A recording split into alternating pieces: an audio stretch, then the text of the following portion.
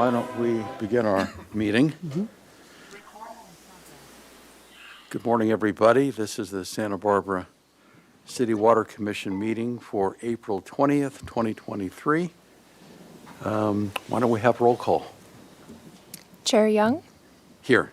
Vice Chair Cooney, Commissioner Snyder, Here. Commissioner Keller, Here. Commissioner Davis, and Council Liaison Sneddon. Here. Here. Great. Thank you very much. Mr. Hagmark, do we have any changes to our agenda? Chair Young, I was just going to recommend, because we do have barely have a quorum today, that maybe we halfway through we do a bathroom break somewhere in there, because we do have a very lengthy agenda today. Hopefully we'll be able to finish up well before noon, but we do have quite a few items to get through. So I just put that out there as a suggestion. Maybe halfway through we do that. Great. Thank you for that. Let's go to public comment. If there's any member of the public, either here or on remote access, that wishes to address the commission on any item that's not on the agenda, now is the time to do so. Chair Young, I see no hands raised. Okay. Great. All right, let's go to our consent items. Meeting minutes. Mr. Hagmark. Yeah, we have a few items here on consent. We have last month's meeting minutes, and I do have an interesting comment on this one. We did receive one public comment that mentioned they'd like to see more detail in the meeting minutes, and I know, and I believe, since we have the city clerk here today, I asked this question. I think across the city, we have shortened up our meeting minutes because we are recording these meetings. They are available. We are holding on to those videos so folks can watch them. So we are capturing the basics of what was discussed, and of course the actions of the commission. You can confirm that's kind of the standard across the board? Yes, Mr. Hadmark, that is the standard across the board. Okay, thank you. So that was the only public comment that I just received outside of the commission was they'd like to see more of, as we used to do before we recorded meetings, there was more of a back and forth of what the commission discussed. So we had the meeting minutes. We have an item in here for construction management contract for small diameter closed CCTV work. Authorization of the Public Works Director to execute a water purchase, transfers, exchange, and sales agreements, and design support services during construction of wastewater main rehab. Cor, did you have a comment or question? I had a question on the meeting minutes. Does the public have access to the staff reports and slide decks that we get? Is that also posted? Yes, we post the presentations and they have all this materials also available, yeah. Seems like. Okay. So, This is further discussion. I move to approve the consent items. do we have a Second. second? Okay. Commissioner Keller, Yes. Commissioner Snyder, Yes. and Chair Young. Yes. Great. Motion carries unanimously. Let's move on to administrative items. We'll begin with 6A, Advisory Group Civility Training. Mr. Hagmark. Yes, Chair Young, we have the pleasure of having the city clerk here today to provide a little training for the commission. So I'm going to turn it over to Ms. Gorman to take it away. Wonderful. Hello, everyone. I am Sarah Gorman. I'm the City Clerk Services Manager, and I am joined today with Graciela Reynoso, Human Resources Manager. And we are coming with a brief training. We'll talk for a little bit, and then we'll have an opportunity for questions. I know you have a really packed calendar today, so we'll try to be brief, but please come back with any questions. We are going as a team to a number of the advisory groups around the city to give this training, and we're talking about essentially the purview of what advisory groups should be discussing, talking about remaining within your purview, talking about some communication skills and some conduct. So again, this is not targeted to Water Commission specifically. We're talking to lots of people. We love all of you equally. And we'll just go over some basics here. So we're going to talk about the role of the boards and commissions, AKA advisory groups. We'll talk about communication, conduct and decorum, talk a little bit about the anti-harassment training that HR facilitates, and we have a half hour blocked, although I think it'll be a little bit quicker. Mayor Randy Rouse is not coming to see you because you guys are doing great. He's coming to some of the boards and commissions, but not all of them. The boards and commissions are really critical to public entities, and some cities we call not cool cities, might have 3 or 4 boards and commissions. But Santa Barbara takes boards and commissions very, very seriously and has over 40. It's really critical to the way our city is structured. It's critical under the charter, and it's critical as part of the citizen engagement that we have. We are very, very invested in citizen engagement in our city, and the boards and commissions are a large part of that. We want to have civilians be members of the boards and commissions and provide counsel as you do, and we want to have more opportunities for the public to engage with their boards as well. So we really, really appreciate your work, and we want to make sure that all the advisory groups are acting consistently. Can you hear me? Is this better? Hello. So the city delegates particular advisory and decision-making authority to boards and commissions. Some boards and commissions have quasi-judicial roles. Some of them are simply advisory. But each commission has a defined role, and you're providing guidance within that role. I just printed out the world's least fancy formatted document, which is, that is just a printout that you guys have in front of you of the Water Commission's purview, your powers and duties under the charter. So we're giving that to all of the charter commissions. So you can always use that as reference for what you're to be covering. So couple thoughts about what your role is. You are appointed as representatives of the city. As you are sitting up here on the dais, it is incumbent upon you, and again, you have been doing this, to act as representatives of the city.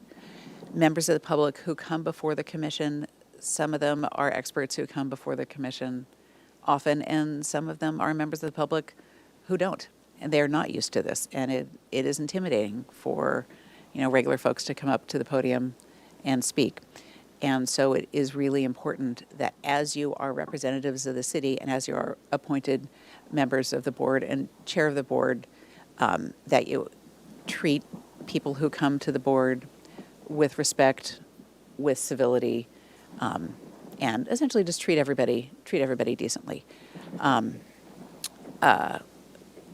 Role of the boards and commissions is to increase participation in various community interests, to engage the community, provide advice and expertise in your assigned area, and again, to stick within the purview and authority of your commission. In terms of conduct, none of this is rocket science. We want everybody to be acting in a professional and decorous manner. You're leaders of civility and decorum. People look to you as you're sitting there on the dais or holding yourself out as a member of the Water Commission in other capacities, to act professionally.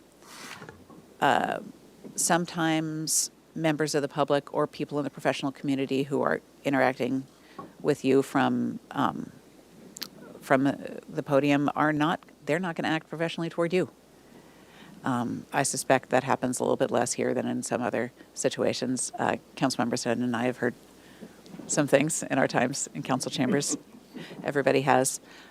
But you're the leaders. So if people are treating the commission, if they are being mean, they are not being appropriately thankful for the time that you put in, that's part of the gig. You want to be welcoming of the civil participation and engagement. That's why we're here. We're here to have engagement back and forth with people, not violating Brown Act back and forth, but we're here to hear comments and to provide guidance within your purview. In terms of actual meeting management, prepare in advance, read the agenda packets. Some of your agenda packets can be pretty extensive, I'm sure, because you have a lot of technical information.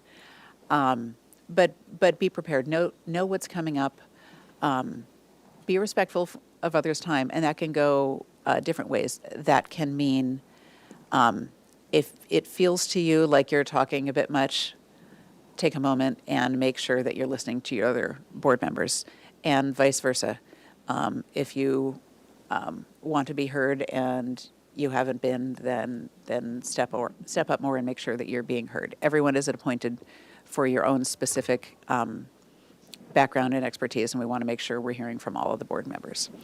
And goodness knows we are all addicted to our phones, but take this as a time to take a little break and focus on what's in front of you.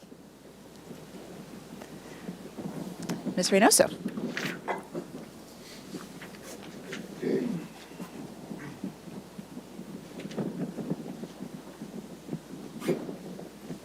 Good morning. My name is Graciela Reynoso, and I'm the HR manager, as Sarah stated. So I'm here to talk about creating a respectful work environment and kind of some of the guiding values that we have as a city for organizational respect and decorum. And I know Sarah's mentioned you guys are doing a great job. So some of the information that I'm sharing is information that we also train our employees in from both an anti-harassment perspective and just creating a positive organizational culture. So when you begin your tenure as either a board or commission member, you receive an orientation packet that includes our Excellence in Customer Service Code of Conduct. And this is a statement that affirms the city's belief in being respectful to one another and responsive and being knowledgeable and solution-oriented, for example.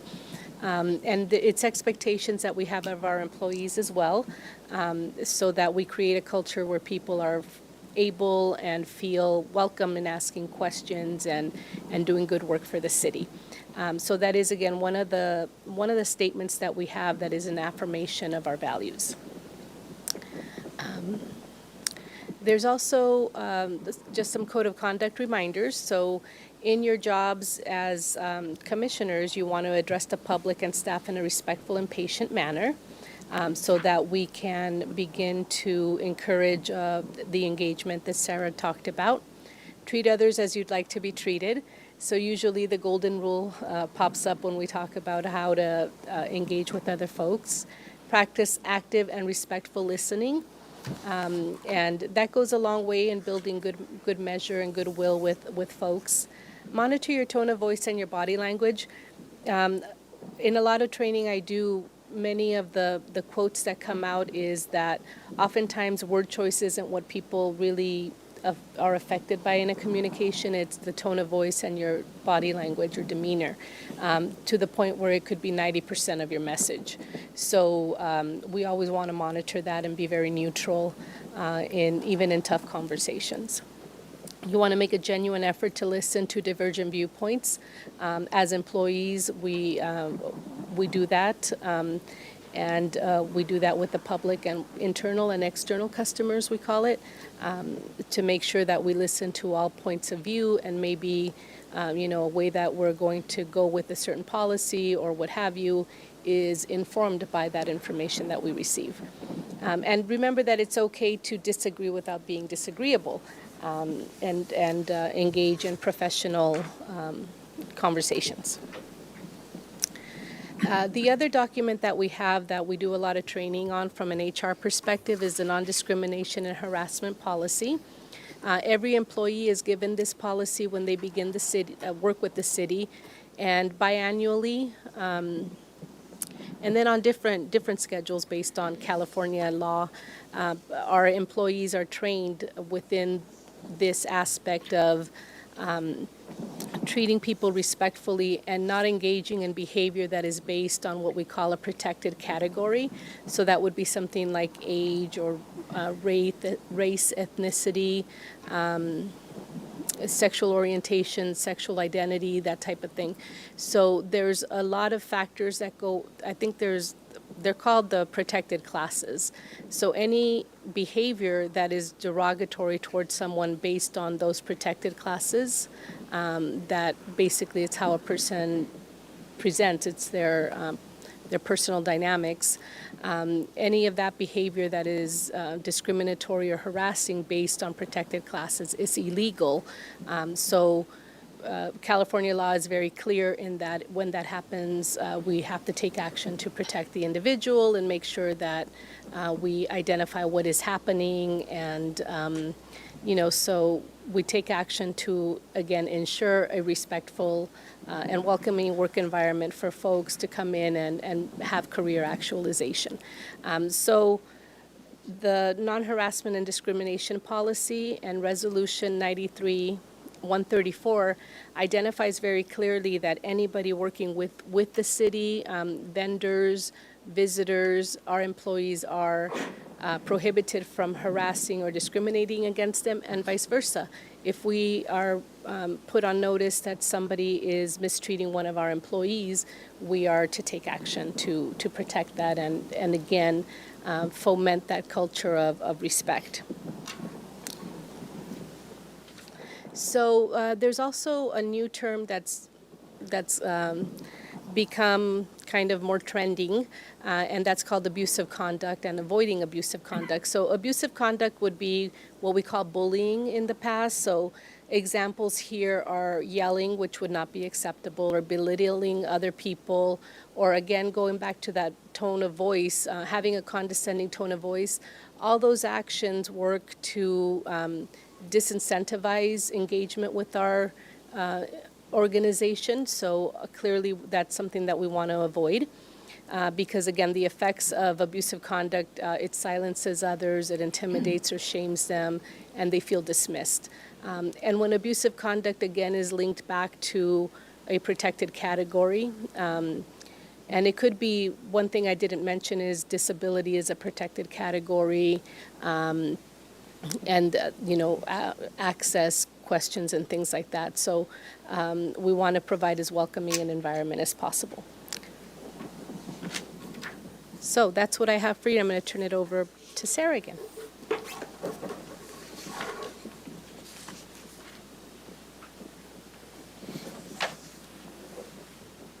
Mr. Chair. Talk a little bit about the role of the chair.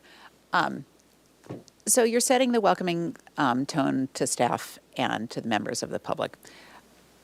Same things we were talking about earlier. You're being fair, you're being welcoming, you're listening to the people that come before you. You're responsible for running the meeting in a fair and efficient manner. One thing that we want to have the chairs keep in the back of your head is that you can always call a short recess if things start getting heated or out of control. Again, may not apply in this setting as much as others, but it's just something to keep in mind when you have something that that is getting pretty tough. If it feels like with public comment or some back and forth that things are just, they're not proceeding professionally, there's nothing wrong with saying, we're going to take 10 minutes. And it just does a really good job of resetting the tone. People take a breath, get themselves under control, you can restart. So we just want to remind people that that's an option. So in general, summary, remember that you are a representative of this city. You're going to be courteous and welcoming of others' opinion. And if things ever get a little tough, you can just think of this lovely, beautiful sunset from Santa Barbara with this beautiful water which you are protecting. We really, really appreciate all of your time. You folks work really, really hard on this commission. We appreciate your expertise. So Ms. Reynoso and I are here for any questions. Any questions? Okay, Ms. Nedden? Thank you. Thank you for the training. I just want to emphasize that this committee in particular, and this is the same training for everyone, but this committee and commission in particular is so exemplary in terms of respectfulness and professionalism and decorum and really respect for both staff and the public, and to Mr. Hagmark's credit, also keeping us so prepared and having our pre-meeting briefings. And for all of the commissions, this one really is, I really think, the standard. So I just wanted to voice that. Thank you, that's good to know. Any other comments? Just a question I have, and I'm not asking for the identification of any particular committees or commissions, but are your examples here under avoiding abusive conduct, is that what you guys have seen kind of percolate up in instances and other committees that you're highlighting for us? Okay, great. All right, thank you very much for that presentation. I think that's quite helpful. You're very welcome, and gold stars to all of you. Keep it up. Good. All right. Maybe we should adjourn on that happy note. All right. Let's move on to 6B, Sewer Lateral Inspection Program Updates. Mr. Hagmark. Chair Young, Joshua Hagmark here. And excuse me, I should have asked if any member of the public had any comment on The last this item. item. You know, if I forget to do that, Yeah. please let me know if Yeah. someone's waiting to chime in on something. There's no hands raised for Okay, this item. Thank you. All right, go ahead. It's always a challenge when you're managing both in-person and virtual, because it's usually more obvious when someone's in person and wanting to speak to an item. Thank you, Mr. Chair. Excited today to be here to talk about the SLIP program. We've got a lot of new information on that. Excited to share and hopefully start a conversation again. I think you've probably been here long enough to know that we're perpetually investing in our SLIP program, trying to make it the best program it can to serve our community and, of course, to protect the environment. So with that, I'm going to turn it over to Ms. Fair to walk us through our presentation. Good morning, Commissioners, Councilmember Sneddon. My name is Galen Fair. I'm the Water Quality Superintendent overseeing the Sewer Lateral Inspection Program. So we've been developing some updates, new things to our program we're really excited about. So I will just dive in so we can get to them. So we'll give you a little bit of background on the program to date. We will introduce you to our condition rating scale, which is really the meat and potatoes of the presentation today. And then just get a little feedback on some future enhancements that we're looking at in the future. Okay, so first, background on the sewer lateral inspection program. But before we get into the program, we got to know what a sewer lateral is. So sewer lateral is the pipe that connects the house or building to our publicly owned sewer main. And the property owners are responsible for the entire thing up to and including the lateral connection or the Y connection. So we developed this graphic in the past. Everything in orange is what the property owner is responsible for. So there's a common misconception that the responsibility stops at the property line. That is not the case with the sewer lateral. It actually goes all the way to the sewer main, including the connection. So the SLIP program was developed back in 2007, so we've been at it for some time now. And it was developed to address failing laterals. We had a lot of sewer spills, we had a lot of private lateral spills. So really the program was developed to address the failing laterals and educate the public on the maintenance that is necessary for their laterals. And as Mr. Hagmark said, we continue to change, develop. We listen to the feedback from the community, from our commission, and we really try to take that to heart and mold our program so that it's the best the community can have. One thing I want to note, private spills. This is why, one of the reasons the program was developed. You can see over the last 10 years, it really hasn't gone down, which is a challenge. We were at 35 last year. We were hoping that it was going down in 2021. We saw some numbers decreasing, but popped right back up in 2022. These are called private lateral sewer discharges, so I'll probably reference PLSDs later in the presentation. And one thing to note, these are the only ones that the city staff has responded to. We anticipate that maybe this is doubled, maybe tripled, because property owners are calling their own plumbers. Plumbers are responding, and we know nothing about it. So that's something to note there.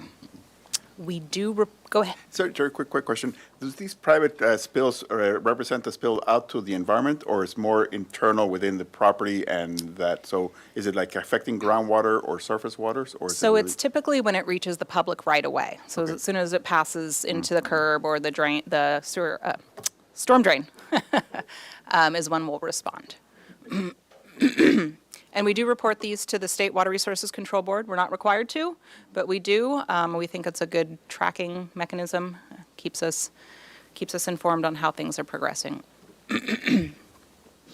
So now into our program. We have different inspection triggers for the sewer lateral inspection program, and they're different depending on if it's a residential property or a commercial property.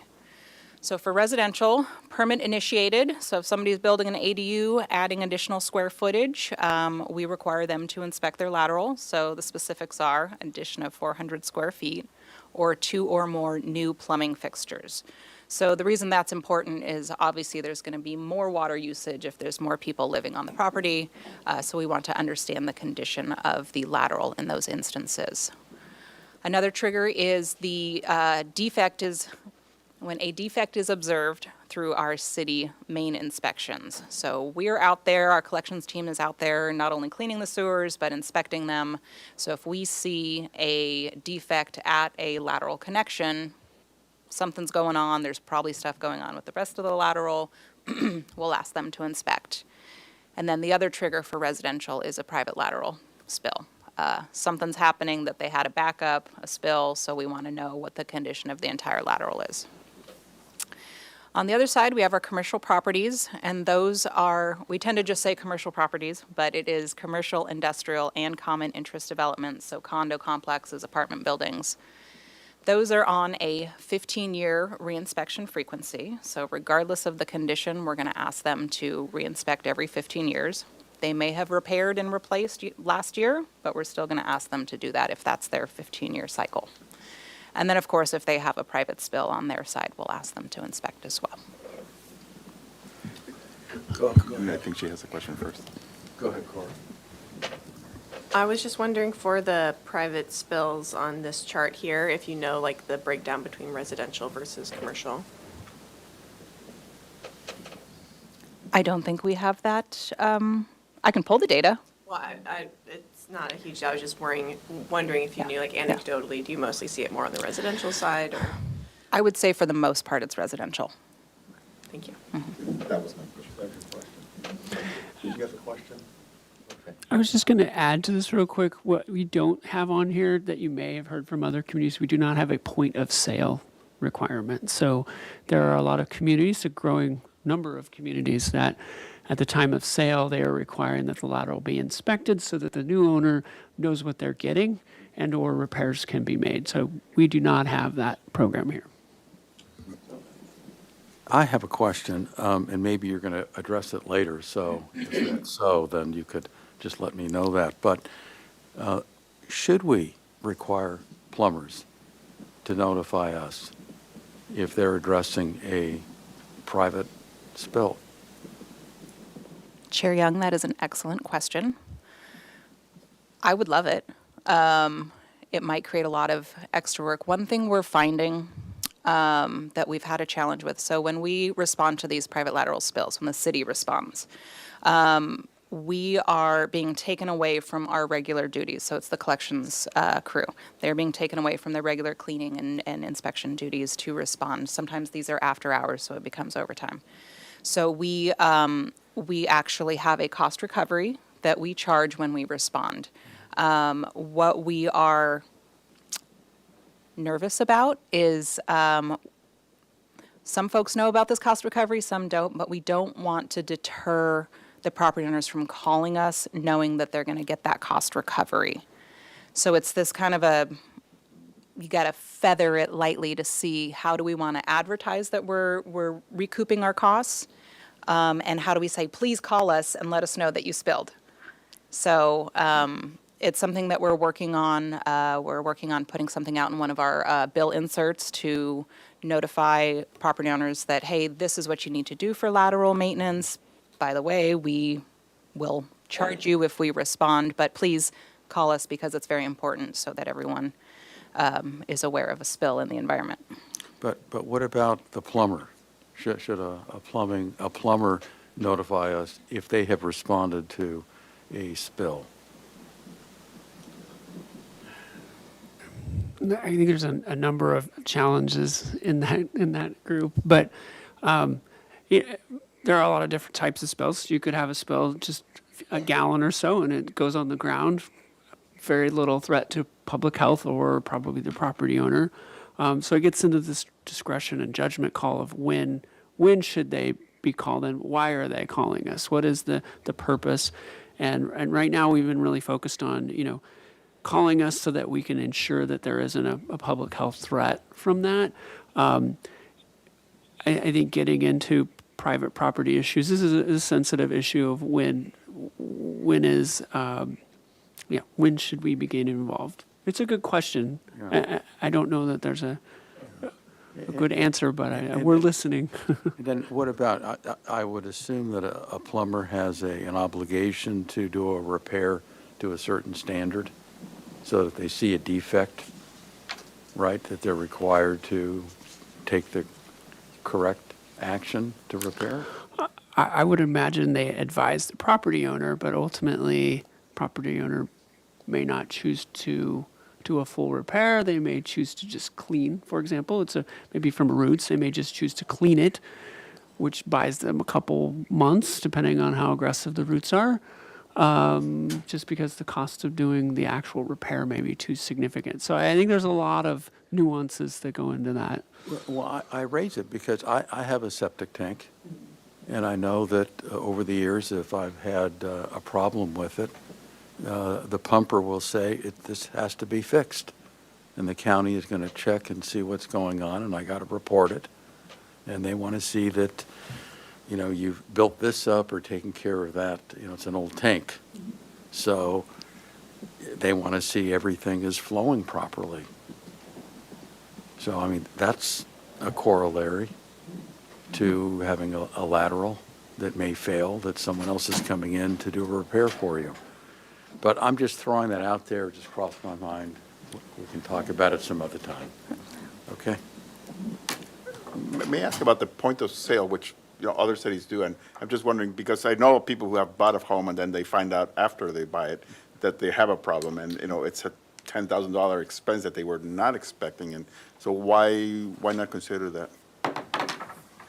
We are looking at that right now. In the past, when we brought it up, there was a very large, the realtors came out in droves, essentially, and they were very much against it. So at that point, it was, let's put a pause on this. It's not something that we want to address at this point in time.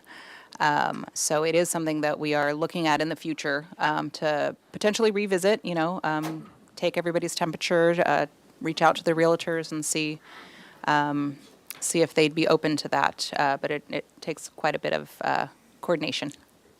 And I may recall where it kind of ended. It did become very heated when it came up, and part of it was maybe the timing of it. It was coming out of the recession, so a lot of realtors were really struggling to sell homes. So that could have played a factor. And as I recall, the council kind of negotiated this settlement, if you want to call it, in which the realtors agreed that they would advise their buyers and sellers that they should have it inspected before sale. Some are better at it than others at advising their clients, but we do not have anything on the books requiring it. Perhaps a consideration of the age of the system, for that particular home may be a factor. So if it's fairly new, no need, but if it's 15, 20 or more years old, 70 years old, that should be checked. But Something to look at in the future.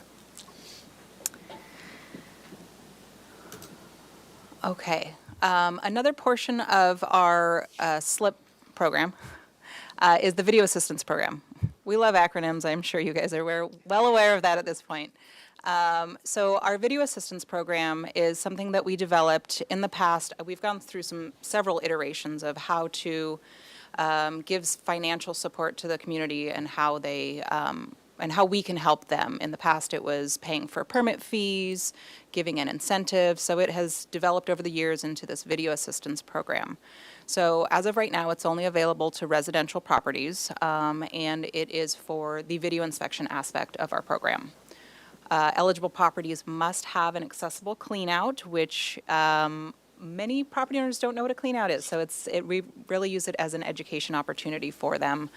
And so if they have an accessible cleanout, they can use the city's contracted plumber. So we went out to bid, got competitive pricing, and we have a contractor on contract. So property owner can sign up with us, elect to use our plumber.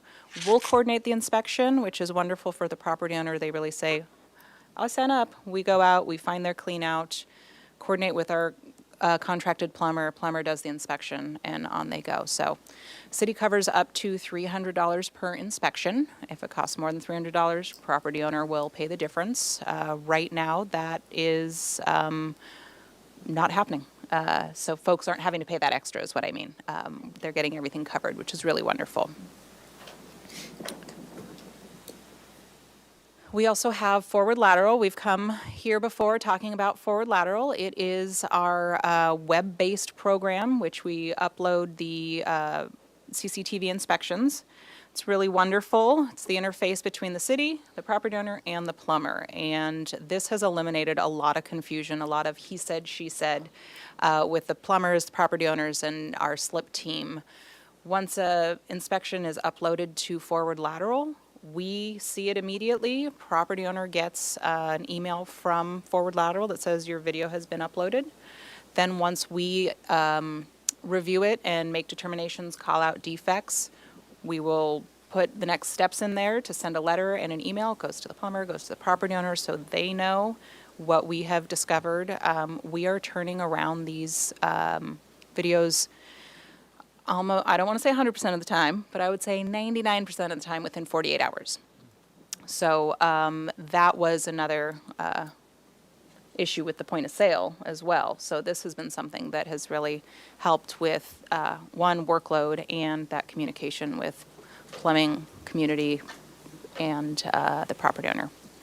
And then the last thing that I think is a real benefit for forward lateral is the inspections are available to the property owner. They can go on there, they can see their video. A lot of property owners in the past would just take their word, take their plumber's word for whatever they mentioned. We would maybe contradict that, and then we'd get into this disagreement sometimes. So they can see those inspections, which is fantastic.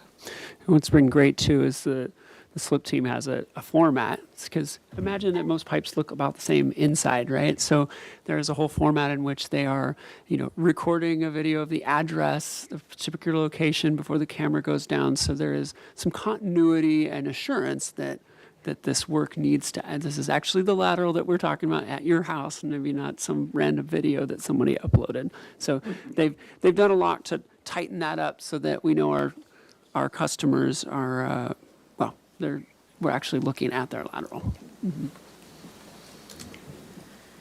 So this is the current SLIP process. Not a whole lot is going to change with what I'm going to discuss soon, but I just wanted to give you all a breakdown of what the actual process is. So property owner will receive a notification letter based on those triggers that we went over.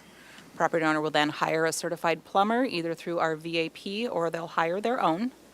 And then that plumber submits the video via forward lateral. We will review the video, call out the defects, and then the next steps happen. Typically, it's a repair notification letter. Some cases, lateral looks great, close out the case.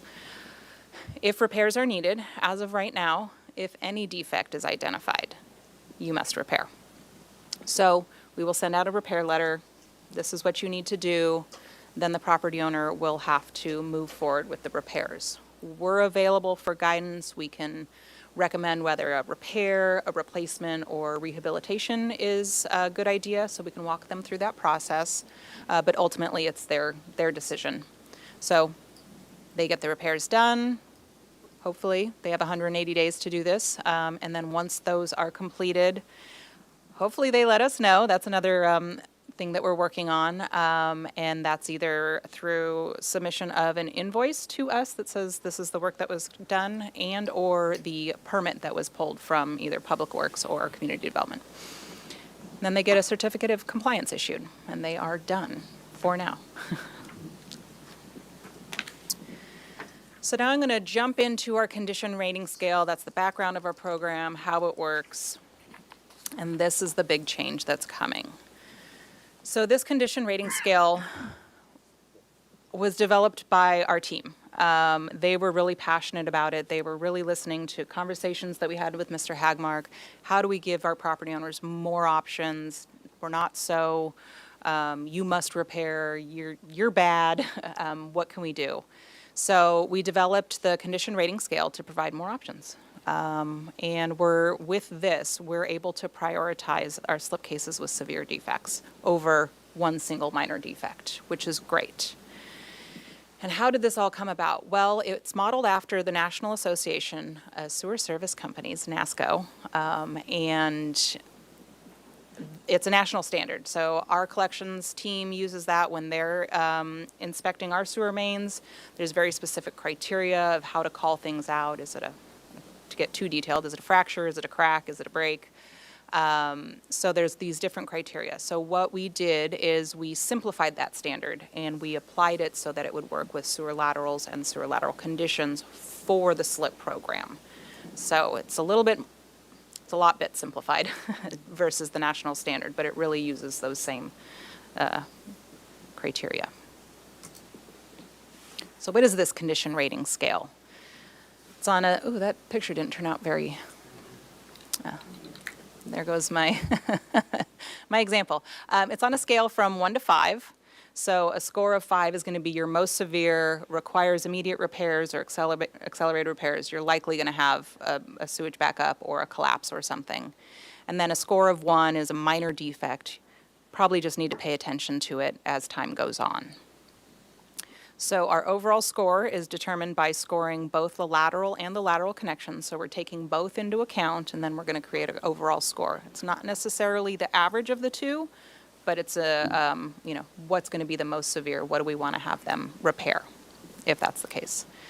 Right now, it's only available to our residential properties. And those are going to be, just a reminder, the ones that are triggered by a PLSD or city initiated. We're not going to do them with the permit initiated cases right now.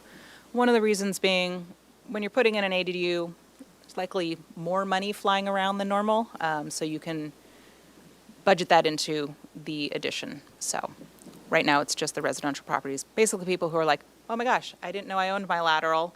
Now I have to do all these things. But what about commercial properties? We have found that commercial properties tend to do the repairs without pushback. Overall, I mean, there's some, but overall. So, and again, we're trying this out now. If this is highly successful, we may go through for the entire, all properties for the entire city. So how does it change our process? Not too much. Again, you get your inspection letter, hire a plumber or sign up for a VAP. Video inspection is submitted. We identify the defects. We're going to apply a condition rating scale score, CRS score, to the lateral. So the next steps are really going to be based on what that score is. You're either going to make repairs, or this is the new part, you can monitor and maintain. That's a possibility. So that's where the big change happens. So we were joking about looking at sewer pipe all day and just how sometimes it can get pretty boring. But Dale and Isaac, who are our slip coordinators, are fantastic on the team, and they see things that I don't see. So it's excellent having them on the team. So our team identifies the defects. They score both the lateral and the lateral connection. And that score is going to be based on the severity of the defects or how many there are. So if there are 10 minor defects, well, you got a lot of stuff going on. So you might want to repair that. Or if there's one major defect, that's going to dictate our score. So the overall score for both the lateral and the connection is going to be determined, and the property owner will receive a letter identifying the next steps based on that overall score.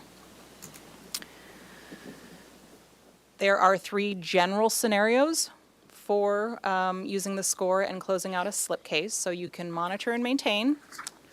You either repair or monitor and maintain. Again, that's going to be up to the property owner, or you must repair. So again, each scenario is going to be dependent on the overall score, and the slip staff are going to determine that overall score. So let's get into what those scores are and what the defects are and how we can move forward with them. So an overall CRS score of a 1 or a 2, minor defects, if any, there's really no risk of failure, no blockage is going to occur. So no repairs are going to be required. And here's the kicker. The slip case is going to be closed. So anything with a score of a 1 or a 2, we're going to close out the case. We're going to allow the property owner to say, you're good right now. We can reduce our workload then. What we were finding is that we were spending a lot of time with everybody. If we're able to just close out these cases because they don't need repairs, we can then focus our time on the more severe defects. One thing, and you will hear this several times throughout this presentation, the property owner is going to remain responsible for the lateral maintenance. Which means what? With what frequency are they required to do what? So it's up to them. It's their private property. We have said, based on what you have shown us, you don't need to make repairs. We're not going to ask you to re-inspect at any frequency. It is your lateral. You do what you feel is best, but you are responsible. So if there is a PLSD, they need to know that, hey, it's your lateral. You need to make sure. I equate it to changing your oil in your car. Like, you know that needs to be done. You need to do some maintenance to it.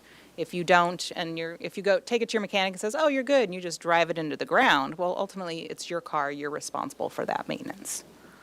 So for example, on this, we might start to see joint offsets, which may have been caused at the time of construction, or maybe an indication that there are other issues going on. and it may be maybe something you want to keep an eye on. So we use it as an opportunity to educate, opportunity to say, hey, you may want to take a look at this every few years, because when you start to see joint offsets, that's an opening for roots to get in. The roots will grow quickly and could cause a blockage. And so it's really, hopefully, we're hoping it'll be a part of a conversation and get it on their radar that, like the oil change, hey, every couple years, I need to have this TV'd and take a look at it to make sure it's still holding up. Go ahead, It does seem Arturo. to me that like the oil change, it's important to let them know what would be an appropriate schedule, because like, most car owners, we don't know. It's the car manufacturer that tells us, so it's the same thing. You buy a house and you don't know what's an appropriate schedule, so maybe we should provide some guidance. I'm sure we have something, but it'd be useful to have it on our website to say, this is what we would recommend, I think. And that's a good suggestion. We do for commercial properties. It's every 15 years we have it for commercial properties, but I don't think we haven't established one for residential. We could take a look at that. Were laterals ever constructed of Orangeburg? Yes, it's They terrible. were. So what happens in that situation? So if we come across Orangeburg, we're going to ask someone to repair. It was used, I want to say, in the 50s or 60s, so we're at 70 years past that, and it's literally oil. Tar paper cardboard. Can that ever really be repaired versus No, replaced? it must be replaced. Yeah, we can't Replaced. even use, one of the methods is pipe bursting, where you use the hose pipe and then, pull another HDPE pipe through. But with Orangeburg, it's cardboard. You can't really, I'm surprised there's any left. Yeah. Do we see any great proportion of Orangeburg problems, with these, the reports that we see or the spills? With the spills that we respond to, we don't have any data on that lateral yet. So we could go back to those once we receive an inspection. But the real challenge that we have with all of our data in the city for private laterals is they're private laterals. We're essentially, I don't want to say guessing, but we're assuming where they are based on where they're connected to our city sewer main, and we really don't know what they were made of. We'd have to go back into the historical records and go through all 27,000 to really identify if we haven't put our eyes on them. So it's difficult to say. Okay. But we are collecting that information as we TV them, whether they're clay or lined or whatever, PVC. Okay. Yeah, as we receive the inspections now, then we document that, So that's a score of a 1 or a 2. We can close out those cases and move on. Property owner can move on, but again, they are responsible for that lateral maintenance. I'm going to jump to the other end of the scale just because the middle of the scale gets a little complicated. So if you receive a score of a 4 or a 5, you have severe defects, you may have multiple severe defects, and you do have a high risk of failure or blockage, which will cause a PLSD or an SSO. Repairs are going to be required, similar to what our current process is. We identify the defects, you must repair, then you close out your slip case. So you can see in this photo, that's a huge root ball. It's blocking almost half of the lateral. That is just asking for a blockage in the future. So we want to make sure something with that amount of roots, you need to get that repaired because they're just going to come right back. And roots are going to look for that water, that nutrient-rich water. So repair, get it complete, and on you go, and you're done. So, but again, even after the repairs, the property owner is going to remain responsible for that lateral maintenance. A common complaint we will hear is, well, those are your street tree roots that are in my lateral. That's what we'll hear, and my argument is they wouldn't be in there if your lateral was in good shape. And that's ultimately what happens with most of these clay lines is they are grouted joints, and that over time that grout breaks down and allows the roots to get in there. And of course, once they're in there, they're going to just continue to expand and exploit that joint. And so it really is what came first. It's really a failed lateral, because a good lateral, even going through an area with roots, will be fine. So then we move on to a score of 3. That's the middle of the road. Yeah, there's some issues. Maybe it's a small crack. We see in that top picture, there's a fracture with some roots coming in. Not bad. If you clean regularly, you can probably avoid any issues. We have a separated joint on the bottom picture there, still conveying sewage. So with these laterals that we're scoring with a score of 3, they have a moderate risk of failure. Likely not a blockage is going to occur. So we're going to give the property owner some options. They can see this and go, ooh, I want a full, complete lateral. I don't want to deal with this ever again. They can elect to repair. Or, as we know, it costs quite a bit to get them repaired. So they can elect to maintain and monitor their defects. So what does that mean? Let's go to repair first, and then we'll get into the maintain and monitor. Repair is just normal stuff. Elect to repair. Once it's done, case is closed. What we do like to point out to property owners, though, in this situation especially, is if they do the repairs now, they're going to be less expensive. The damage isn't as bad. The defect isn't as severe.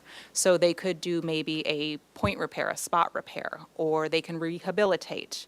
But if they wait too long and the defects become very severe, they may need to replace that entire lateral.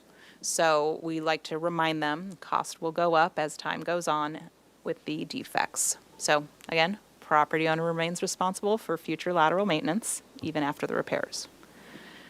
So this is the one that I think everybody's going to be really excited about, the maintain and monitor, because it doesn't, they're not going to pay anything out of pocket, so to speak, for the repairs. So essentially, if the owner elects to maintain and monitor, we're going to close that slip case.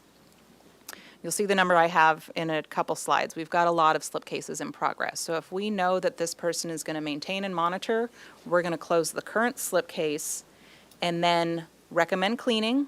We are going to require them to reinspect in 3 years. So then at that 3-year point, we're going to open a new slip case.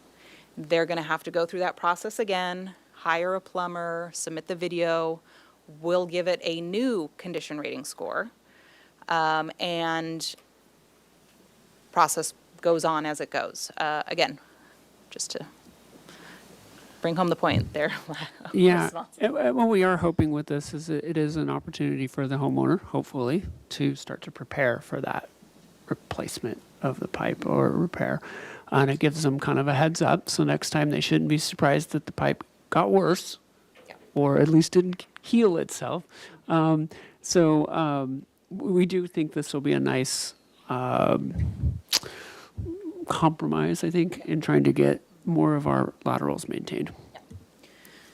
And the difference between rehabilitate versus repair is what? So rehabilitation is a common phrase that we use for the CIPP lining.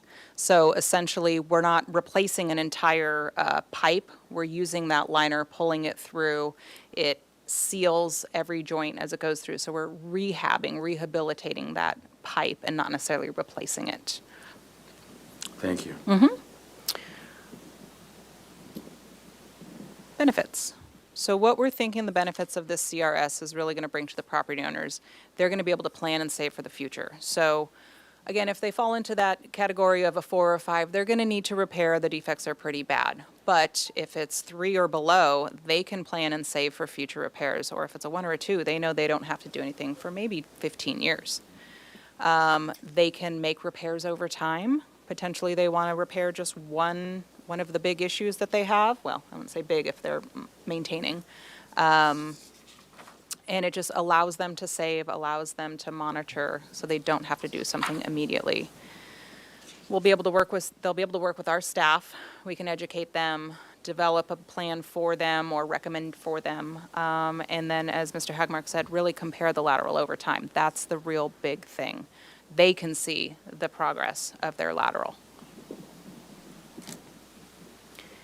And there's going to be some definite benefits to the slip team. We can focus on those more severe cases. We don't have to spend the half hour, 15 minutes with a property owner saying, it's just a tiny crack, that's all I have. Do I really have to repair this? And, well, yes, that's what you have, and trying to convince them that they need a repair for a tiny defect. Now, that goes away. We can focus our time and educate the property owners for those more severe defects. Like I said, we'll either reschedule or we'll close those low priority cases. We don't have to think about them for maybe another 3 years or if a PLSD happens. Staff developed a CRS rubric so that one, everyone on our staff is grading these laterals the same. But two, we really want to show the property owners, hey, this is what we're using to grade your lateral. You can see, oh, I have 1, 2, 3, 4 of these defects. You're right. I guess I do have a score of a 3 versus, oh, I only have 1. Cool, I get a score of a 1.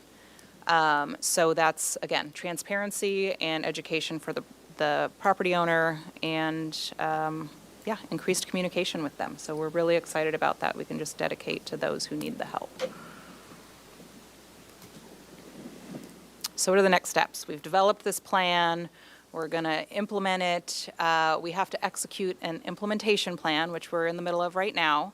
So one thing to note, we have been scoring these laterals for the last year. We developed this. We had it in our mind. We've been using it for the last year. But it's just been data.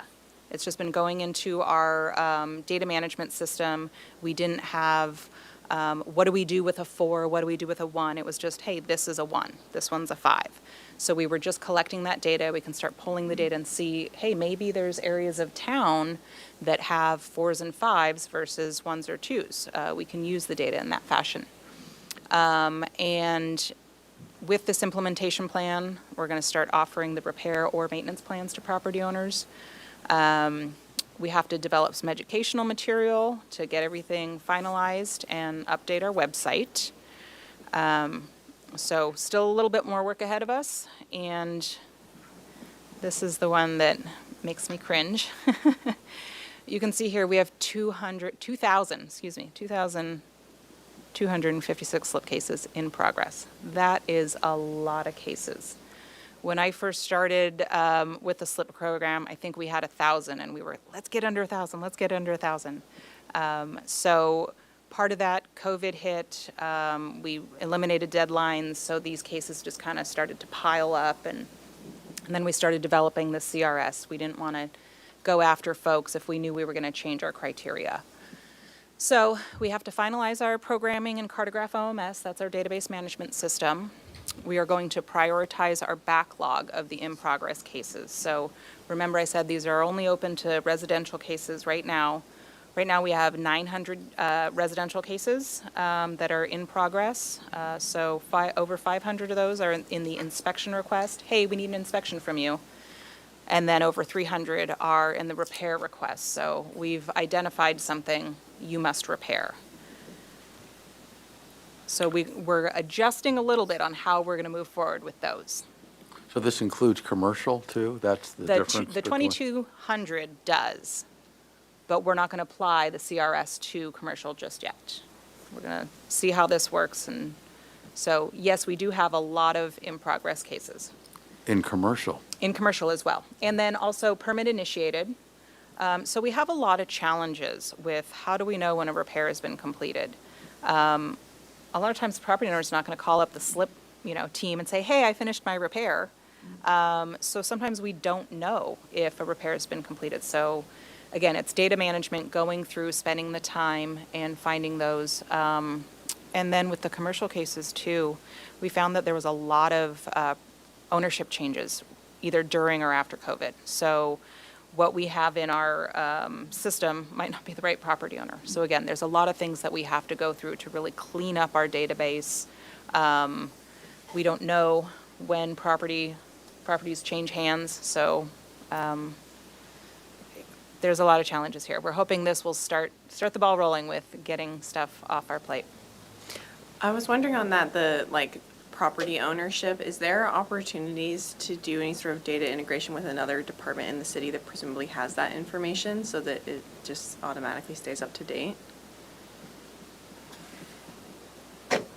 Yes. So we do get updated information. I forget what frequency it comes in from the county as far as ownership, but that database and our database, unfortunately, it's a difficult one. We have the owner that we're working with. Certainly we could, if we have a new case, we'll go in and grab who that owner is. But as they update their case, it doesn't automatically kick out the information that we have yet.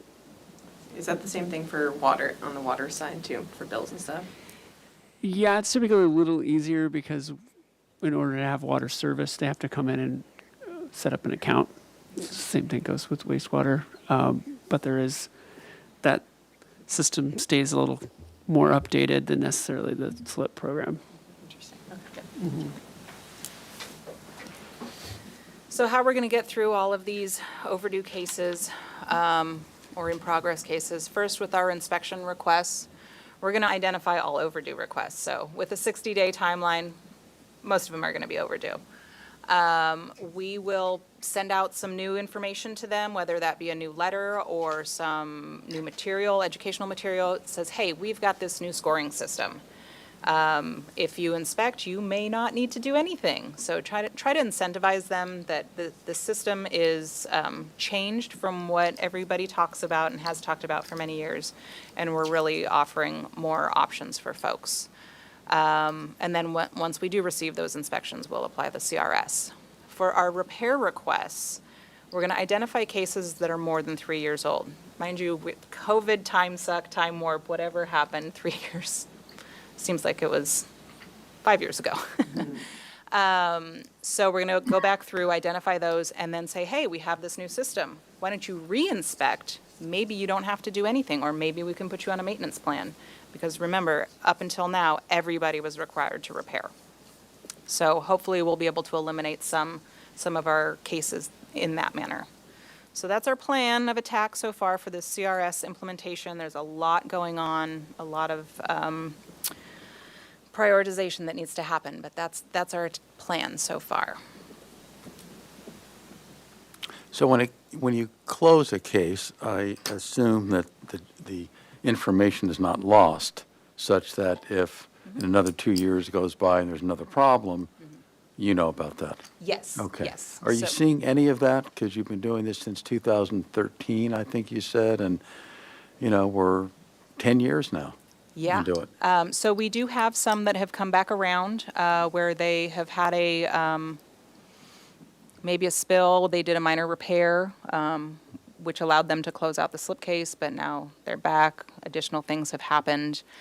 So the really great thing about our data management system, Cartograph, is we can have our we can have multiple slip cases on that lateral asset. So anytime that lateral comes up to us, we go into that asset and see, oh, what's the history of it? And that's where we think the CRS is going to be really beneficial, because we can see what was the inspection that we got today versus what we're going to get in 3 years. Oh, it was a score of a 2. Oh, now we're seeing it's a score of a 4. So we're able to track that, and I think that's going to be really important. Any questions before we go to public comment? I've got 2 more slides. You do? Okay. You do. Okay. So, future enhancements, things that we're thinking about. We have been meeting with a third-party utility insurance warranty company. We met with them several years ago. I want to say it was maybe 5 years ago. And so they've contacted us again, and this is the very initial numbers right now, what they're telling us. So it's this warranty program where a property owner can pay $9 a month, and they can get up to $8,500 for repair per incident.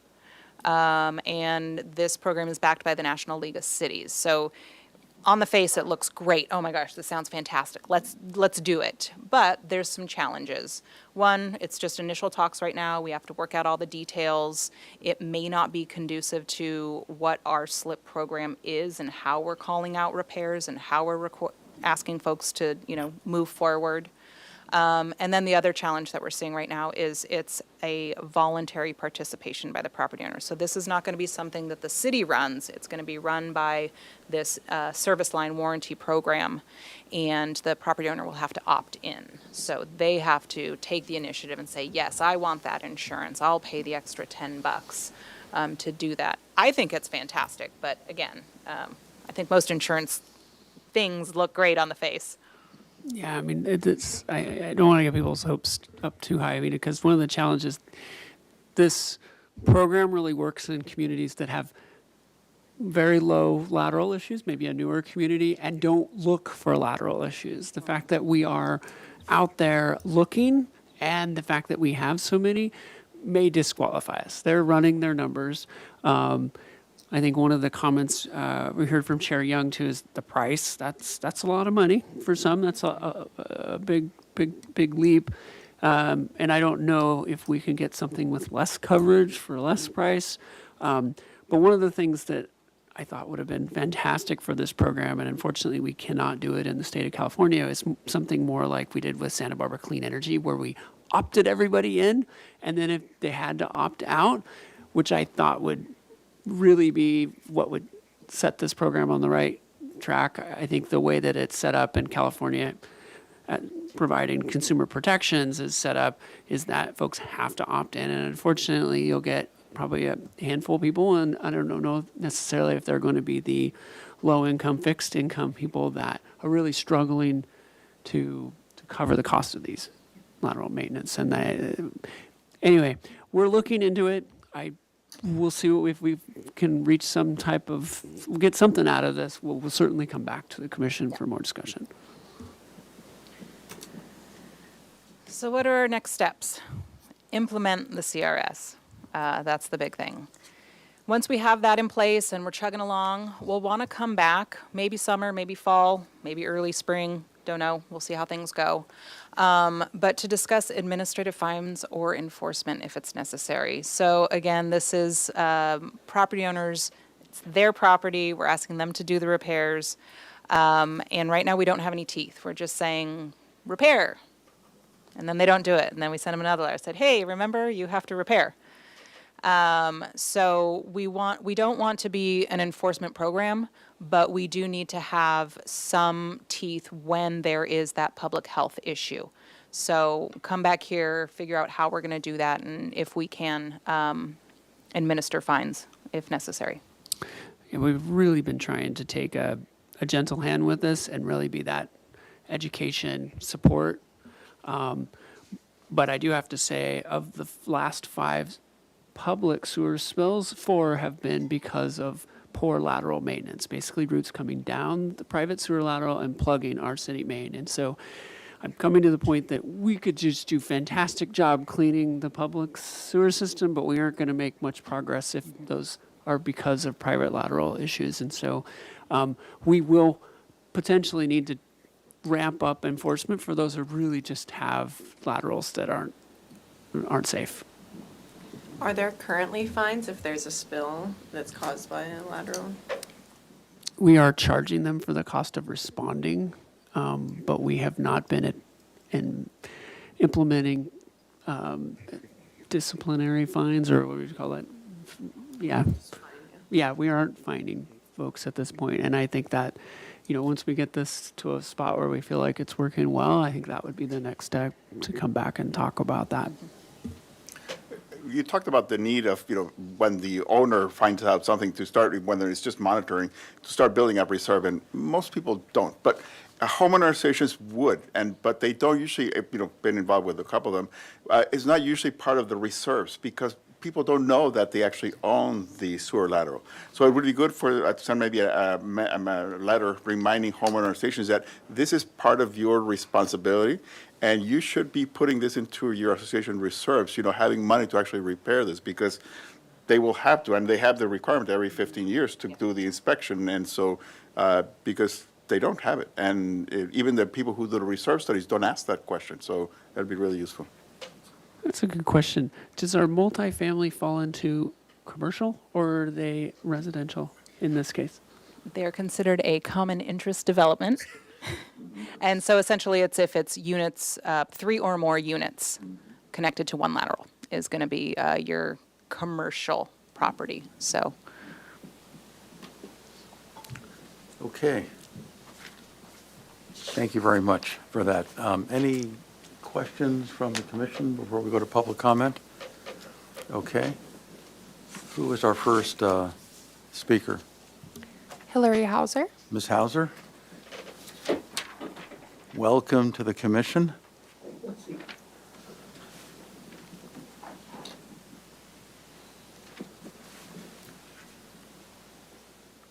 push.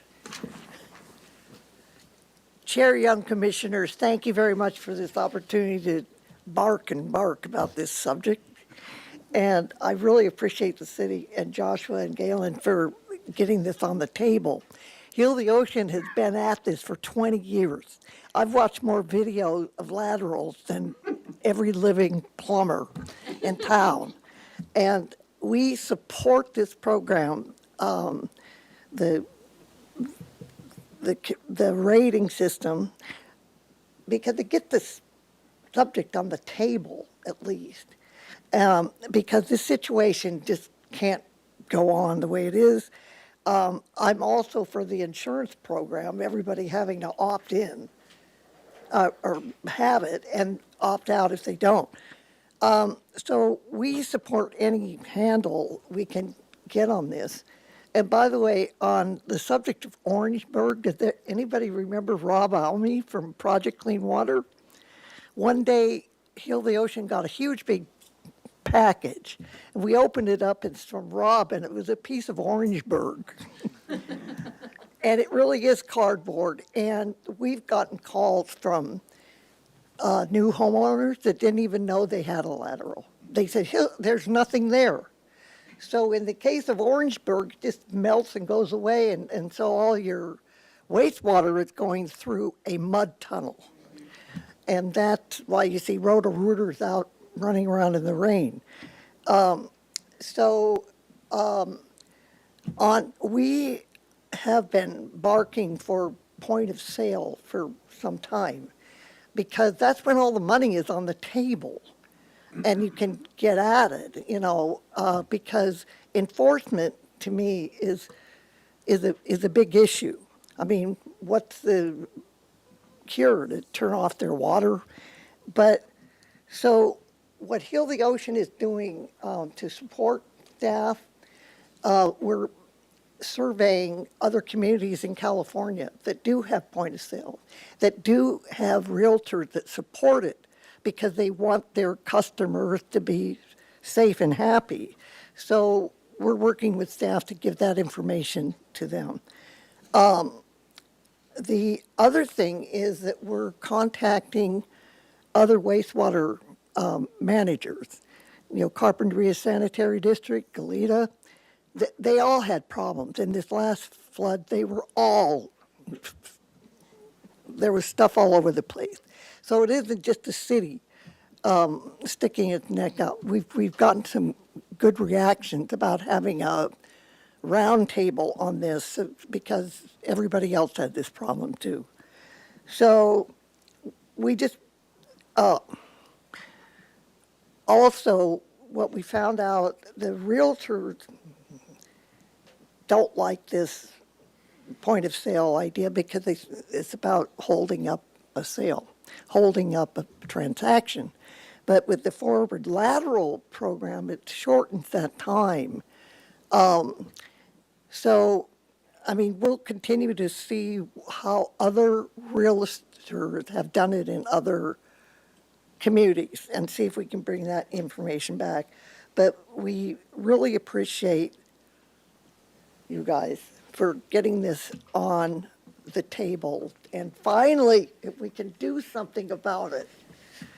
We've talked about it for 20 years, and it's a big issue, and we've got to get it out of the ground, out of the water, out of the groundwater, and so forth. Thank you. Thank you for your comments. Okay, I think this is just a status report. There's no vote required. Thank you very much for that. Thank you. What's that? Yes, go ahead. Thank you. I think it would be helpful to hear from the commission if I like the idea of the point of sale, or looking into it and hearing back on that, because I think many of our challenges are education and people even understanding that they own that part, and that seems like a perfect opportunity. At least be looking at information that has to be included with sale, that you do in fact own that portion. I really am appreciating this rating system and the flexibility for options from that. And I do like the idea of the insurance. Is that sort of similar to how you pay insurance for your gas main? So if you pay, okay. Yeah, I am in support of that program as well. Go ahead. Perhaps at the point of sale, maybe not an inspection, but at least information. You own this. It has or has not been inspected in the past X years, and it should be inspected in so many years. Or if it already has a score, and this was a score, so that you know what you're getting. And I think that information would be useful just to know what you're getting. No? Well, and it sounds like with the forward lateral program and with the city incentive, that if you did this at a point of sale, it would take 48 hours and it wouldn't necessarily cost any money to the owner. So it seems like that would be, that program makes it easier. But maybe this is something that we could discuss. You say you're going to come back in a few months around the possibility of enforcement, and once the rating system has been implemented, maybe we could bring back this discussion then. So all good comments. Just to clarify, the $300 rebate, we do not offer that. We offer that to folks that we've said you need to do this, but we do not. Someone's doing a ADU at their house, they do not qualify for that, or if they're doing something else that requires them to have it inspected. Not to say a point of sale, that could be the discretion of the council is, do we want to offer that to those folks to, again, reduce that barrier? But that's a potential avenue we can explore. Thank you. I think they're all good comments, definitely. This was very productive. Thank you very much. Okay, thank you. All right, next item is 6C, authorization to establish a low-income household water assistance program. Mr. Hagmark. Yes, Chair Young, excited to bring this back to you all. You may recall, oh my gosh, it might have been a year ago, that we were able to secure some funding to one-time funding to help out with arrearages. So customers who were really struggling to pay their bills because of the pandemic, and we were able to address it was over $500,000 in late people who'd fallen behind on their water charges. And I'm really excited to bring this to you because this is an opportunity to an ongoing program. Again, we're a little uncertain about how long this funding is going to be around, but I think we have an interesting proposition for you all to consider today. Thank you, Mr. Hegmark. My name is Dakota Corey. I'm the Water Supply and Services Manager, and I'm here today with Lindsay Maas she's the Assistant Finance Director, and we're co-presenting this item because we're bringing it to council both from the Finance Department and from the Water Resources Division. So I'm just going to give a quick overview of the program, and then Lindsay's going to take over and provide more details on how it relates to our city utility billing programs as they currently stand. So as Mr. Hegmark stated, we're all very excited that we have this opportunity to bring this program to council. It's scheduled to go to council on May 9th. And this is an opportunity for our low-income households to get caught up on any arrearages or overdue payments, or even just their current water bill under this federally funded program. So we refer to the program as LIWAP. Which stands for the Low Income Housing Water Assistance Program. And this is, like I mentioned earlier, a federally funded program. So it was established by Congress in December 2020. And California was allocated $116 million in one-time funding for this program. And the federal government has implemented a similar program in the past for energy assistance. So this is modeled after that program. So what is LIWAP? As I mentioned, it stands for Low Income Household Water Assistance Program. It is federally funded, and it offers help for low-income customers to pay their residential water and sewer bills. So as you know, at the city, we're a full-service city, and our bills that go out to our customers include water, sewer, and trash and recycling. This will cover the water and sewer portion of those bills. And it covers both past due and current balances, and there's no time restriction on how far back you can go. So if we've got some customers that have outstanding bills that go back pretty far, that's okay. We're willing to enroll them in this program and help them get those caught up. Let's see. Again, it covers past due bills, and funds are available on a first-come, first-served basis. The state hasn't been spending that $116 million particularly quickly, so there is a lot of funding available still. And there's a equation that's used to calculate availability and how much money each household qualifies for, and it's based on household size, income level, and average bill amounts. The benefit can range anywhere from $2,000 to $15,000 per applicant. That $15,000 cap was actually that's an increase. So really, it should cover the large majority of any, back bills that a customer might be facing. And as I mentioned earlier, it's applicable to water and sewer charges, as well as any late fees or taxes associated with those water and sewer charges. But it can't be applied to trash and recycling. And this slide here outlines the service delivery model. So it's really a partnership with 3 different agencies. Starting at the state level, we have the Department of Community Services and Development, and they provide overall administration of the program. And they also oversee the direct payment program with a third-party fund distributor. Then locally, we have a local service provider, which is Communify, and they locally administer the program. They provide public outreach, and they review the applications to see what the eligibility and benefit amount would be for each of our customers. And then finally, with the City of Santa Barbara, we enroll in the program. We have an agreement with the CSD, and we apply that benefit to the customer water bill. There are some rules around what we need to do. So we need to show on the water bill that the LIWAP credit has been applied, and we also help promote the program. So now I'm going to turn the presentation over to Ms. Smoz, and she's going to talk a little bit more about eligibility and then how the program works with our specific utility billing system. Can you hear me? Thank you very much, Ms. Corey. I thought I turned it Oh, it was on before. on. How about that? Yeah. Thank you. And good morning, commissioners and council member Sneddon. Happy to be here. Been with the city just for a few months now, so excited to meet you all and be working with the Water Resources Division. So I'm going to spend just a little bit of time talking about how folks can be eligible for the program, how they apply, and some information about what utility billing is up to right now in relation to this program and kind of coming out of COVID. So first off is the eligibility. There's basically a few different ways someone can qualify for the program. First off is that if their gross income is at or below 60% of the state median income, they qualify. There's a little chart that shows here what that dollar amount is for your monthly income. So keep in mind that's monthly income up there. If you're looking for, annual, of course, multiply times 12. If you're curious and you're looking at a 4-person household, the annual income would need to be at or below $62,000 a year. So that's what that threshold looks like. The other ways that a household could be eligible is if they're already current members in CalFresh, CalWorks, or the Assistance Program for Energy. Thank you. Oh, it's you doing it. Good. Thanks. So they also have a special option for renters, which I think is a really important option, that if utilities are included in rent, this program can fund that as well.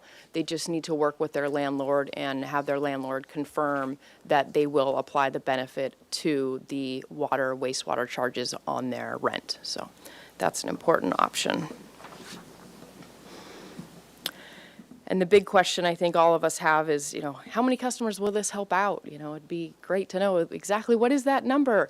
Unfortunately, we don't know. It's hard to know exactly how many customers in our city would apply for these, either their income level or they're already CalWorks. However, the agency that we will be working with called Communify that Ms. Corey mentioned, they were able to give me a rough guesstimate.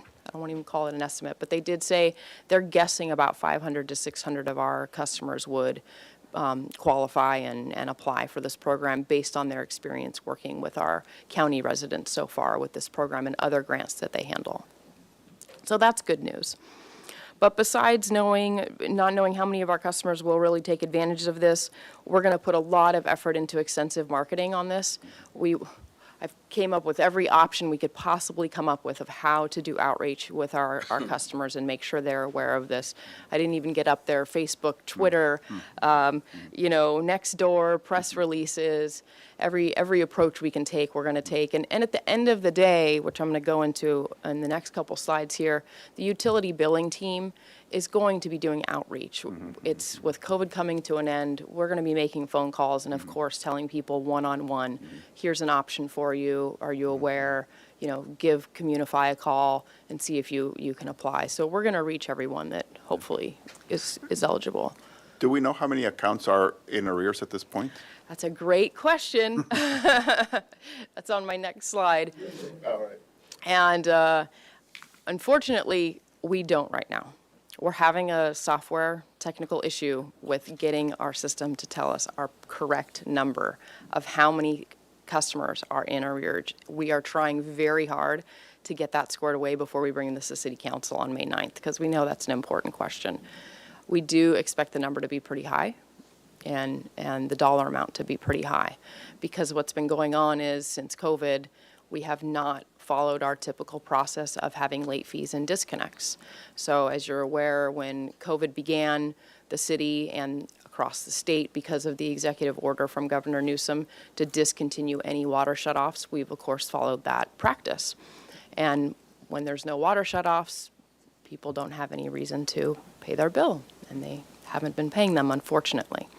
So we are expecting the number to be pretty high, and we're hoping to have that, like I said, for City Council on May 9th. And Mr. Hagmartin also mentioned what we have up here about the California Arrearage Payment Program. So we did have a little bit of relief for some folks at the beginning of COVID, where we applied credits to 692 residential and 50 commercial water customers. So we were expecting this program to be helpful as well. So coming up, did you want to ask a question? Go ahead. Quick question. So when you say you think the number might be significant, just as a percentage, what would that mean to you? I don't know. Okay. Yeah, if I knew, I would tell you. We have not been able to get a report that's accurate since I started. We're plugging away on it. IT's working on it, so I don't want to throw out a number that's pure speculation. Okay. Yeah, sorry. So with the executive order restricting shutoffs having come to an end a little over a year ago now, the norm is kind of across municipalities to resume late fees and disconnects and try to get this situation where folks are so far behind on their water bills and not caught up, working on getting that caught up. And the great news about this program is hopefully it's going to help those low-income households where they really need the extra resources and support in getting caught up. And the fact that they increased the dollar amount to $15,000 is going to be really helpful, because I do expect the bills to be, in that dollar amount.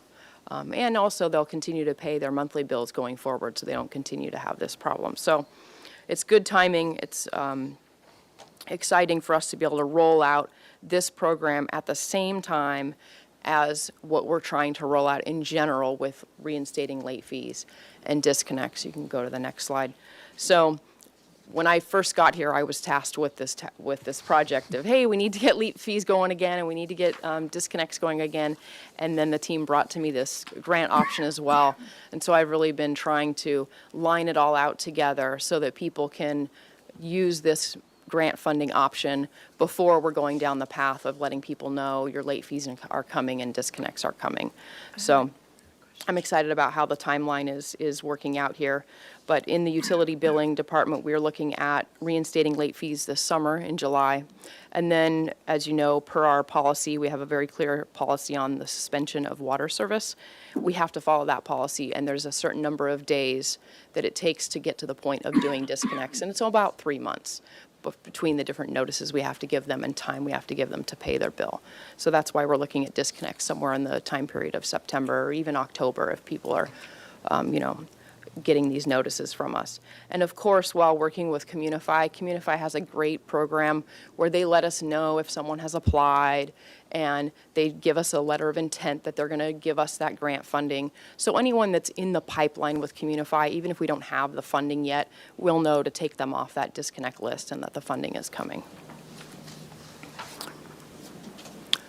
And the next slide is about the timeline specific to a few different pieces of this puzzle here. So I mentioned earlier, we're bringing this to City Council May 9th for their approval of the actual agreement. And we're trying to line everything up so that we're completely ready to go with the state as soon as City Council approves. And that way, the customers would be eligible to apply right after the City Council meeting. And then you can see when the first payments would be applied. And then after that, our late fees would start. And then just a reminder that the federal funding shifts over to the state funding model in September. And our state contact has let us know that it should go through the end of the year, if not even farther. So that's great news that there's enough funding to keep this going for a little while. And the last slide is just for anyone who's curious how you actually apply. It's not too bad. There is a form people have to fill out, but they can call 211 on the phone and just get help walking through it, or call this 1-800 number, or go straight to this link. So it's not too cumbersome, and we'll do a lot of work to market and help our customers with how they apply for the program. And then with Communify being a local organization, they can always call them on the phone and get help as well. So. The one thing I wanted to kind of add to this is, this is fantastic that this has had federal support and state support, but that could go away. And so I think one of the things that we're talking about internally is what happens if that funding dries up.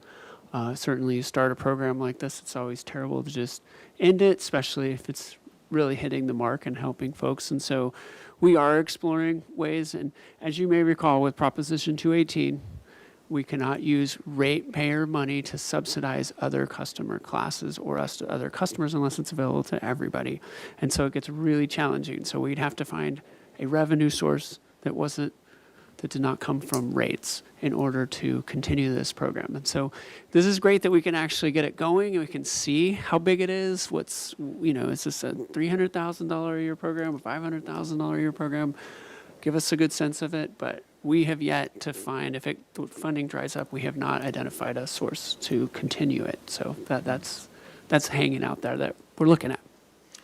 So I'm glad you're thinking about that, because those were my questions. We've got this one-time federal funding coming. I take it that also would give us funds to help with the implementation on our end of this, or not? No. No. So we are not being given any money. The state's not giving us money, but this is like a state mandate? It's not. This is all, we're voluntary. That's good. This is we're voluntarily doing this. The thing that has been the biggest hurdle in the past is this clearinghouse that's going to actually qualify people, because we were, no way we have time to dig into that.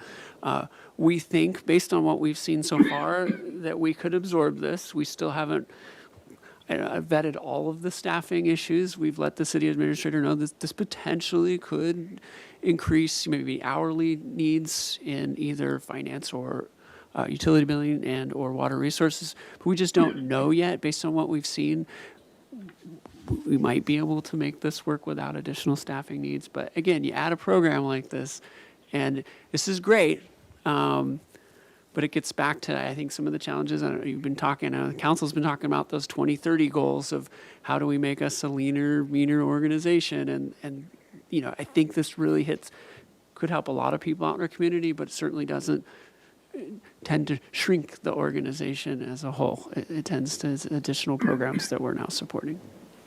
Arturo. Just a quick comment. I think on the positive side, this program funded by the federal government provides money that we can then use to make this work. So, it doesn't have money to operate it, but it does give us the income that we would have lost anyway. So I think it's the positive. And that's a great point, because there's a lot of bills That's right lost now that income. are past due. We have not received that revenue, and it would at least get some of that money back into our coffers. Mm-hmm. But that money is supposedly going for some very direct services. To pay for programs that we've already committed Right. to doing. Yes. Right. I mean, we're not shifting that money around to offset implementation of this. Right. How does Unify get paid?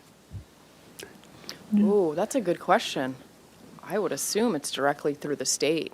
because they have been selected through the state to be one of the service providers. There's many across the state.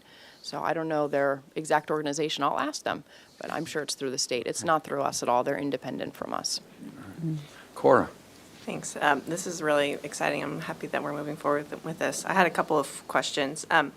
So one was around the renter eligibility. I was wondering if you could explain that a little bit more. You said if utilities are included in the rent, but aren't all utilities kind of baked into rent, whether they're paid separately, or how does that get determined?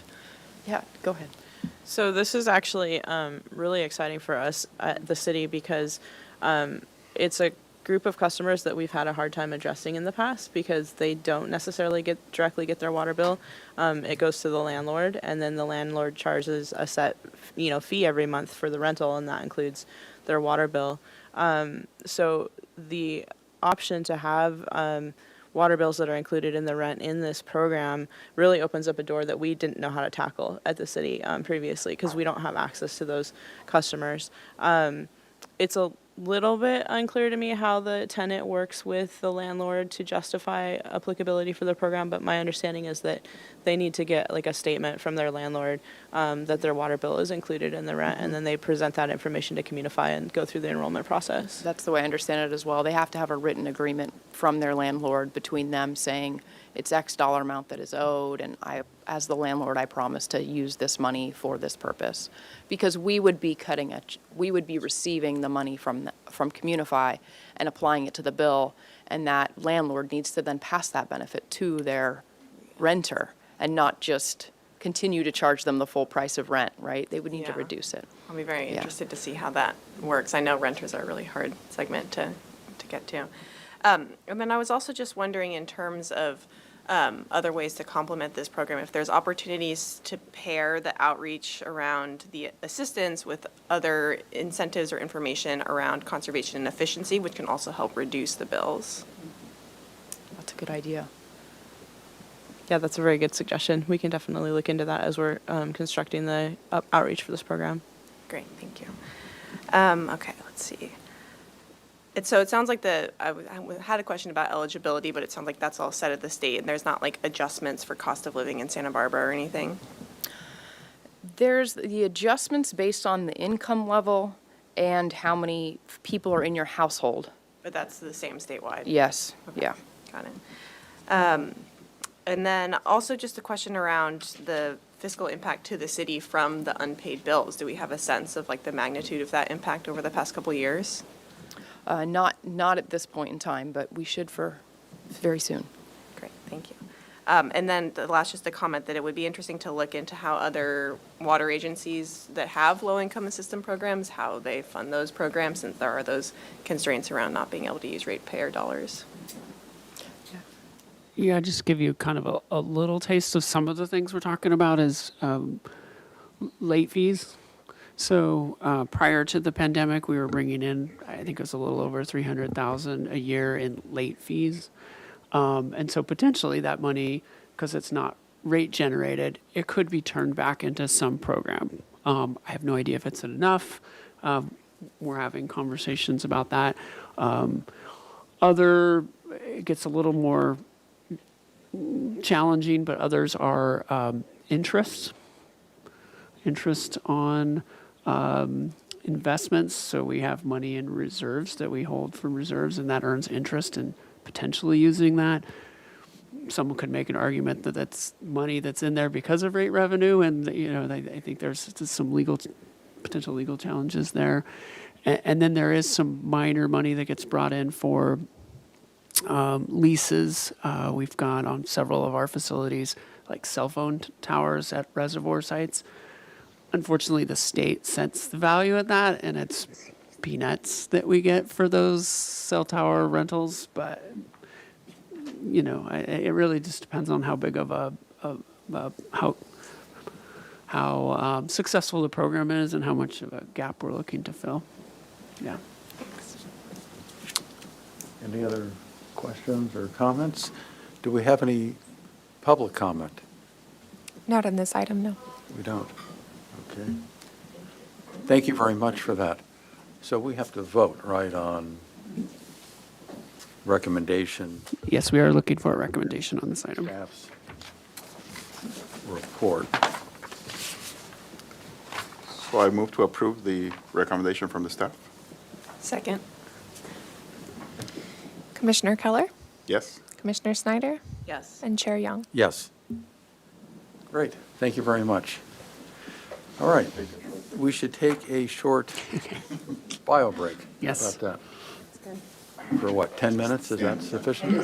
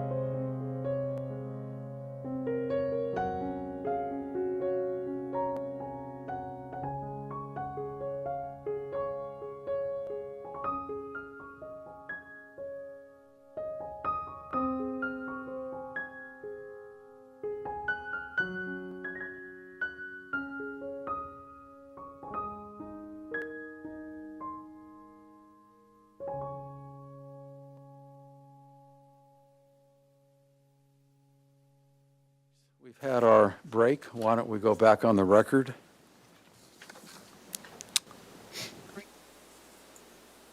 Okay, we're back on the record, and perhaps we could ask staff to come back to the commission with some of the finance information on the number of accounts that are in arrears and how much money. I'd be there has been. happy to include that in my manager report next month. That'd be great. Okay, thank you very much. All right, moving on to item 6D, wastewater and water systems climate adaptation project update. I almost needed to take a breath in getting that out. We need Go- an go- acronym. Go ahead, Mr. Hagmark. All right, Chair. Someone who needs no introduction in the realm of climate discussion. We're excited to have Melissa Hedrick here to give you all an update. I think last one we did was probably in the fall, and there's been a lot of progress since. But really, we've had an opportunity to kind of dive in, and we're starting to look, at least getting the consultants on board to start look specifically at our water resources assets and how they may be impacted by climate change. And so with that, I'll turn it over to Ms. Hedrick to walk you through it. Thank you. Chair Young and Commissioners, I just wanted to take a quick moment to introduce the city's new Energy and Climate Manager, Jefferson Litton. He comes to us from the county, where he was just Chief of Staff for Joan Hartman. And then before that, he was Director of Energy and Climate Programs with CEC. So we're super excited to have him. It's his 4th day. So we have just launched this project, the Wastewater and Water Systems Climate Adaptation Project. And we released a request for proposals in January and received 4 proposals from 4 consultant teams. And we're just in the process now of negotiating a final scope of work with the chosen consultant. And so we thought it was a good time to come to you and discuss what we're thinking about for this project and the scope of work. So I was going to say next slide, but apparently that's me. So just a little background. I think you all know this, but in 2021, Council approved the city's first sea level rise adaptation plan. And this plan presents a phased approach for the city planning for sea level rise that's based on close monitoring of changing conditions on the ground and then taking action when specific triggers or thresholds are reached. It identifies specific near-term actions the city should take in the next 10 years to prepare for sea level rise. And then it presents broader options and a structure for decision-making in the mid and long term. This was a city-wide plan. It really was a broad brush. And so a lot of the actions that we need to do are more specific studies to be able to adapt to sea level rise. So just to review the sea level rise projections for Santa Barbara, this graph shows the current projections for Santa Barbara, and the different lines are different likelihoods of the projection. So the lowest line, the orange line, has something like a 66% likelihood of occurrence. It's the very likely scenario. The middle line is called the medium high risk. It has a 1 in 200 chance of happening. And then the top line is called the H++. It's a very extreme scenario, and I don't think it actually has a designated likelihood. The state wants us to plan for the middle line, so that's 0.8 feet of sea level rise by 2030, 2.5 feet by 2060, and 6.6 feet by 2100. So something to note about these projections, if you actually take the projections out to 2200, you'll see that even the lowest line, the most likely scenario, ends up at 6 feet of sea level rise. It just takes longer for it to happen. And so as we're planning for sea level rise, our main approach with all of our program is to plan around amounts of sea level rise as opposed to exactly when they might occur or exact years. And so based on that, when I use terms like near term, midterm, and long term, what I mean by that in this space is near term is from now to 0.8 feet of sea level rise. Midterm is between 0.8 and 2.5 feet, and then long-term is up to 6 feet of sea level rise. So these are the fancy maps that our new consultant gave us already, and they're not even on the job yet. They're not even charging yet, so this is exciting. So they put on here our sewer mains, and then El Estero Water Resources Center and the desalination plant. So this is just showing some of our gravity mains that are currently located below sea level that are at risk for additional infiltration moving forward. This is the West Beach sewer trunk main that carries something like 40% of the city's sewage to El Estero. It's currently located south of the bike path under the beach, and was identified in the adaptation plan as vulnerable to both erosion and flooding in the future. And when that main floods, it causes shutdowns to El Estero because of the influx of saline water. So this is current conditions. This is showing the impacts from 0.8 feet of sea level rise. So let's see, the colors are different on this. So the blue line is flooding from the regular high tide, and then the pink is flooding from the 100-year coastal storm event. So at 0.8, we still see the impacts of sea level rise really south of Cabrillo Boulevard, although the impacts in that waterfront area will be significant. As we move to 2.5 feet of sea level rise, the majority of impacts are south of Cabrillo Boulevard and then up Laguna Channel. But we do see regular high tides reaching almost to Cabrillo Boulevard and significant erosion and storm flooding frequency. This is 6.6 feet of sea level rise. While this is a snapshot view of 6.6 feet of sea level rise, this map, if you look at all the different amounts of sea level rise, really starts occurring more like 4 feet of sea level rise, though. And again, these maps are showing what would happen if the city does nothing. So here we see flooding from the regular high tide extending north to Highway 101. That's the blue color. And then we see an increased frequency of flooding during storms north of Highway 101 to the high school. So this area already floods now during high rainfall events. And so the difference with this amount of sea level rise is it would flood a lot more frequently because it would flood during not just high rainfall events, but also high wave events, so coastal storm events. So one thing to note is that El Estero and the desal plant are built on a higher level of ground. That was intentional when they were built. And so for this area, those sites are actually some of the latest impacted by sea level rise. It's more that accessing the site could become a concern at some point. And in this near and midterm period, again, the concern is not as much about those specific sites as the sewer collection system that feeds into them.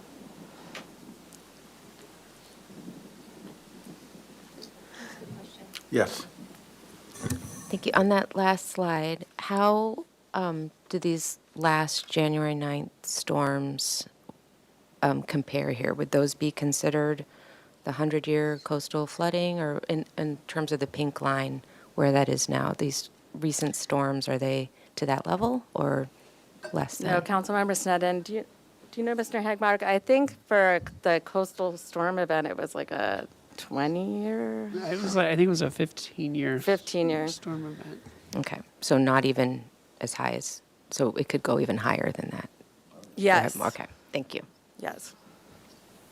And also, Councilmember Sneddon, something that can really change conditions, especially along the shoreline significantly, is what direction the storm's coming in with coastal storms. This was a very northerly storm, but when we start seeing storms come in from the south more, that's where we see a lot more erosion on West Beach and other places.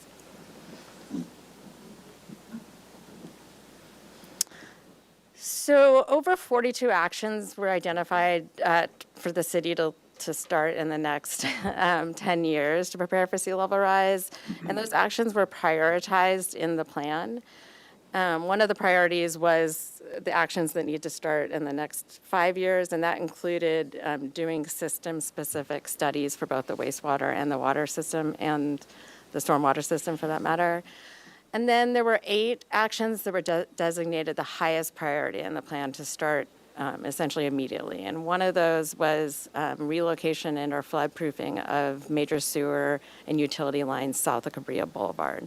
So the study that we are doing now is essentially combining the 2 actions, looking at doing a system-specific study of vulnerabilities for the sewer and water systems, and also a feasibility assessment of different alternatives for this relocation or flood proofing of that major infrastructure south of Cabrillo Boulevard.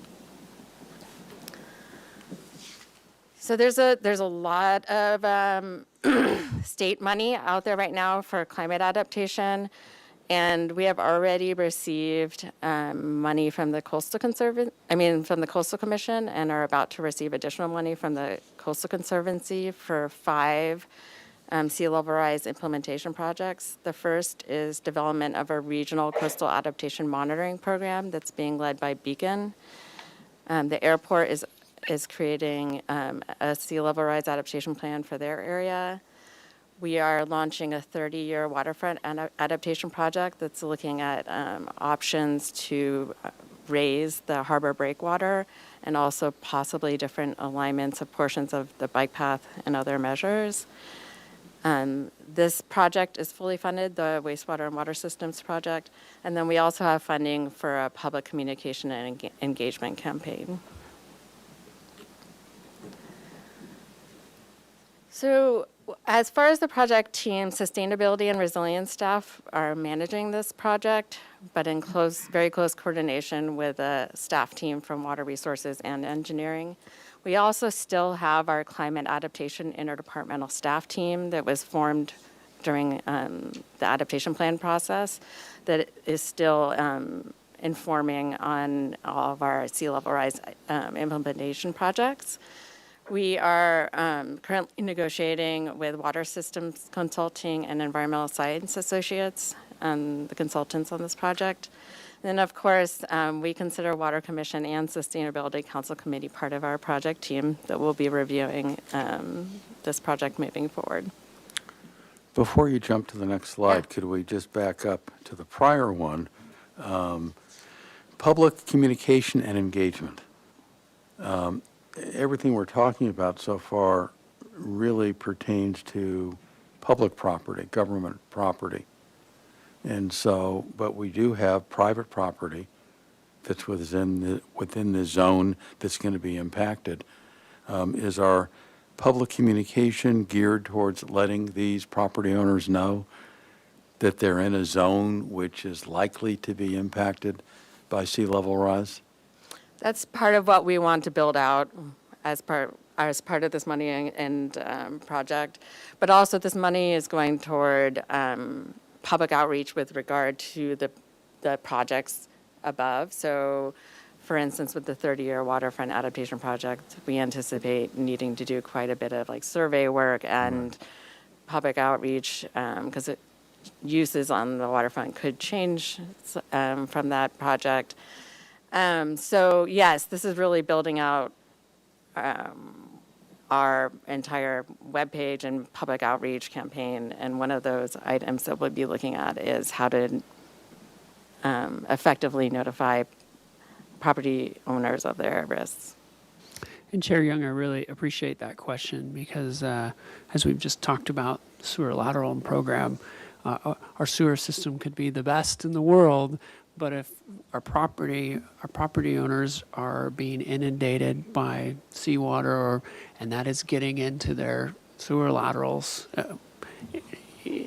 game over. I mean, at this point, our treatment process is not designed to treat salt water, and our biological systems are not designed for that. So it really is a partnership in which we need to make sure that our private property owners, laterals and services are secure as well in order to really be able to take on sea level rise. Go ahead, Cora. And who's responsible for coordination between things like addressing like roads or bikeways that need adaptation versus sewer or water systems? Is that interdepartmental staff team or? So that is sustainability and resiliency staff's role on this project, is coordinating between the different departments of the city for all of these adaptation projects. Yeah. Councilmember Sneddon. Oh, no, sorry. I wasn't sure if you had a question. Yeah. So, I would encourage you to develop something where, the private property owners are being, are getting the information, because I don't know to what degree the public at large is paying attention to the details of sea level rise. And I think that they would benefit from being informed of what this timescale looks like and how it may affect properties within the zone of impact. So, And I think there's multiple layers to that, because I think what we're finding is there is the intuitive, if you want to call it that, properties that would be impacted along the beach. But in order to, I think, be able to continue to provide water and wastewater service, there are assets that will need to be relocated outside of that area, which is then going to impact someone who, for example, may live inland and think that the sea level rise situation is not something they directly, but if we're relocating, for example, the city yard to a reservoir site or, other critical facilities, we may be moving stuff into a neighborhood that's had a sleepy reservoir next to them, but now because of sea level rise, they're now having more active water infrastructure and activity there because we're being pushed out of our current home or location that's in that sea level rise inundation area. So the messaging is going to be tough. And of course, with that, the property impacts from that, being next to a sleepy reservoir versus being next to an active water resources facility, or those properties that are along the waterfront that we're saying have a limited time, for example, that has, that message over and over again has property impacts. And I think that's been kind of the struggle throughout the state, is don't tell people that, because that's going to take their property value down. But that's reality. But anyway, Yeah, it's a good comment. So in addition to furthering our goals for hazard protection that the city has, this report will also satisfy permit conditions that we have on our NPDES waste discharge permit for El Estero. In general, any state permit right now is really requiring climate analysis at this point. So this scope of work, the evaluation of hazards will cover the sewer collection system, El Estero Water Resources Center, the wastewater outfall, the potable water system, the desalination facility and intake, and the recycled water system. We'll be looking at all major climate hazards, not just sea level rise. At a high level of detail, we'll be looking at sea level rise and also at flooding and increased amounts of flooding from changes in rainfall patterns that are resulting from climate change. We'll be looking closely at rising groundwater levels and associated salinity. And then at a lower level of detail, we'll be looking at the impacts of increased amounts of wildfire, increased drought conditions, and extreme heat.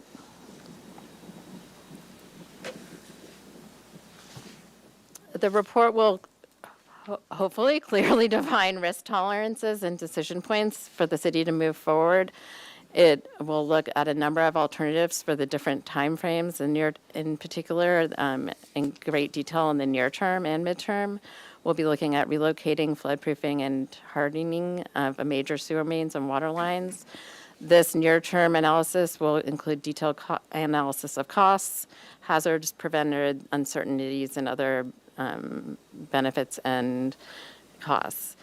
For our long-term analysis, we'll be looking more broad, so looking at broad options and thresholds for action for El Estero, for instance, and other affected portions of the wastewater and water systems. And so as part of this analysis, we'll be looking at questions like, can we keep El Estero in place? Do we need to think about moving portions of it, and all the suite of options? So after the initial hazards characterization, the consultant will be going through each system separately and identifying the key vulnerabilities. And then they'll be doing a combined system analysis of those key vulnerabilities and adaptation options, because many of the systems interact with each other or there's co-located infrastructure. And that's where they'll really dive into detailed analysis. And out of it will come detailed recommendations of what we should be doing in this first phase of work, in addition to what are the triggers for action in subsequent phases. Go ahead, Dr. Keller. Go ahead. Quick question. For the risk tolerances, will that be more like a public survey, or how do you define what people are willing to tolerate in terms of risk? How will that be assessed? Well, what's the idea there? I'm trying to understand the. So the consultant, that's actually a really good question that we had in the interview with the consultant, because that is the biggest question, I'd say, of the study, like what is the city's risk tolerance on this?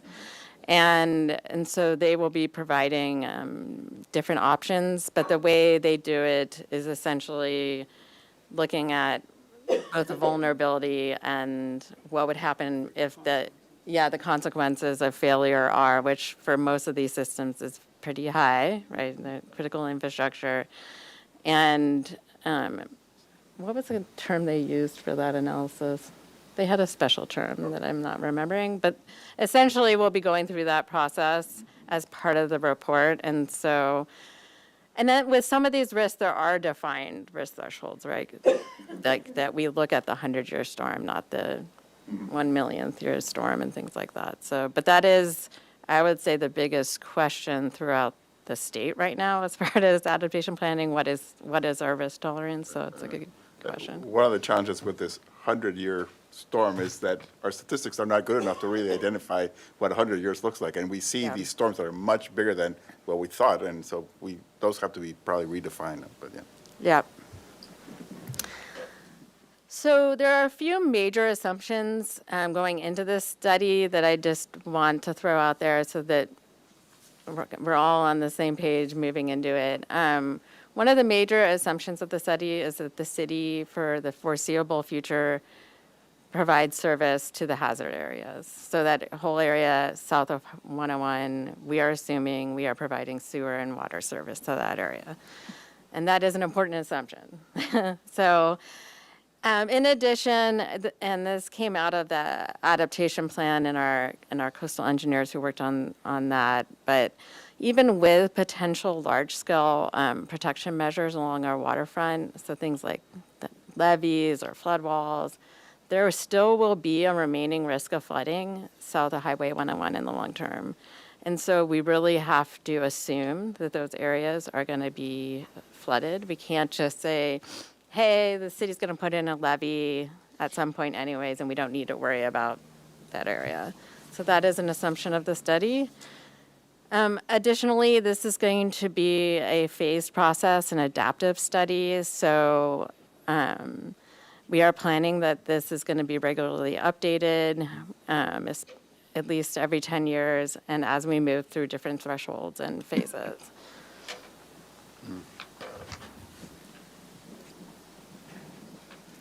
So next steps, we're hoping to get the contract to council in June and launch the project with the consultants then.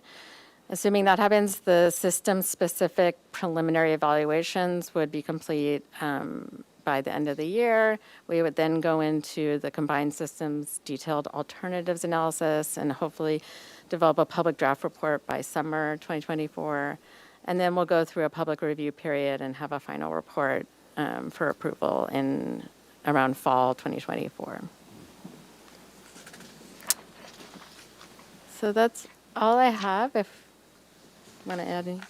Yeah, I was just going to say, we brought this item to you today. It does not have a recommendation. It is going to be coming from the Sustainability Resiliency Department. I could send you a draft of that final CAR. What do we have in here? Yeah, because this is just a staff report. But I just, want to, of course, whatever the commission wants to do on this. At this point, I wasn't planning to bring any more information back until we've got the consultant working on it, and then we'll be back to have more conversation. Do we have any? Go ahead. I have some questions. Thank you. This is a fantastic update. And I'm thinking back to when we were doing the vulnerability assessment and the adaptation plan, and we had different departments come in and sort of give broad strokes of what are the types of risks that we might see. And this issue came up about El Estero or desal or the wastewater system. We had that sort of holistic view from different departments. And so this is looking at the water systems and wastewater systems.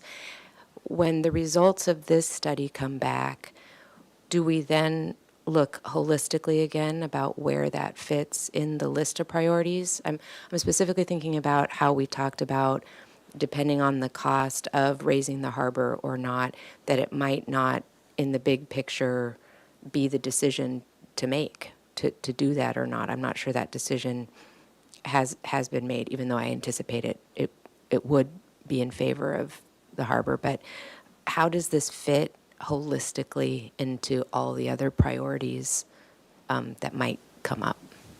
So Councilmember Friedman, that's a really good comment. Just like this report is adaptive, so is our sea level rise adaptation plan and implementation program. And we actually are constantly changing the priorities in that program right now. And so this information will just feed into that and require, like you're saying, another reanalysis. And that is the mode that we are going to be in indefinitely, is being nimble and making sure we are incorporating new information and rethinking things as we move forward, and constantly prioritizing, I think. So you're doing this with water resources. You're doing another study with the waterfront. You're doing one with parks. Airport. Oh, airport and parks, and then we'll all finish roughly in a year and a half, 2 years from now, and then all that information will get brought back and tied in a bow. And I actually anticipate an official change to the sea level rise adaptation plan, because we'll at that point have our monitoring protocols through Beacon. We'll have all this new information. I think that would be a perfect point to update that plan with that information. And that'll But come. Sorry. the biggest role of our interdepartmental team right now is doing this, is looking at making sure that we're all hearing what's going on and assessing priorities, and deciding what we should be focusing on for funding and first steps. And that'll come back through sustainability and resilience. Yes. For those, So now that yeah. the Sea Level Rise Adaptation Plan Subcommittee is no more, our main point of contact, or our main committee, is the Sustainability Council Committee for these issues. And so, yes. Okay, thank you. I think this is really important to highlight what a great initial framework the adaptation plan is for setting those trigger points and then referring back to them, and the priorities that were set with a lot of community input also, and that this is just following through on more detailed analysis of some of those priorities that were already set out in the adaptation plan. Yes, Councilmember Sneddon, I very much appreciate all the work that we put into with guiding principles and other things like that in the plan, because they are really bearing fruits now, providing guideposts for us as far as sea level rise planning. So when would anything be coming back to the commission, the Water Commission, on your next steps? Do we see the public draft report?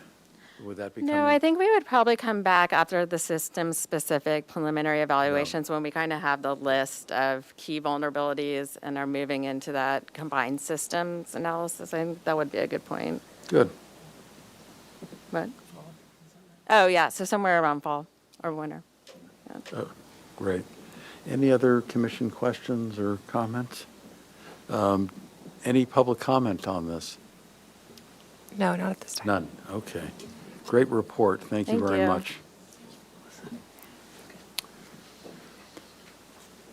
Okay, why don't we move to 6E, authorized execution of a sole source agreement with Alliance for Water Efficiency for water affordability and conservation assessment. I'll just tell you, Chair, that the city administrators really pushed to have very descriptive titles that wouldn't lead, that the reader could easily, may not in one breath, but would be able to ascertain what's in the report. So we really strived very detailed. It's very descriptive. Thank you. Mission accomplished. Be sure to pass that along. So thank you. Again, our last item today, and I think we're doing good on time. Really excited about this opportunity. This is something unique to, I don't know any other agency, at least locally, that's looking at this.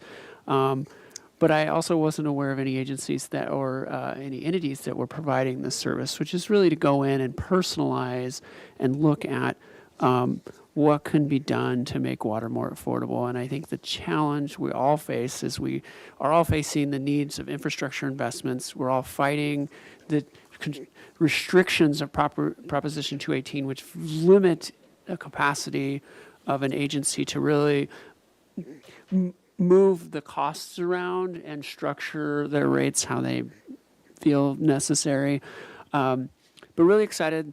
This group, we came across this group. They have this experience. They've done it with other agencies, and it's just the timing of it is perfect. They're going to be able to take a good look at, because we do have a community of haves and have-nots here. We have a lot of people that live really month to month and trying to eke out an existence here in this community and really trying to figure out how we can not make water the reason they can't get a hold on living in this community.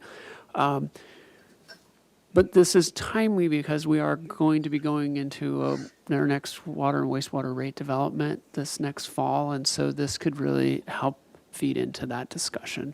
And so with that, I want to turn this conversation over to Gabrielle Cook, who's going to walk us through it.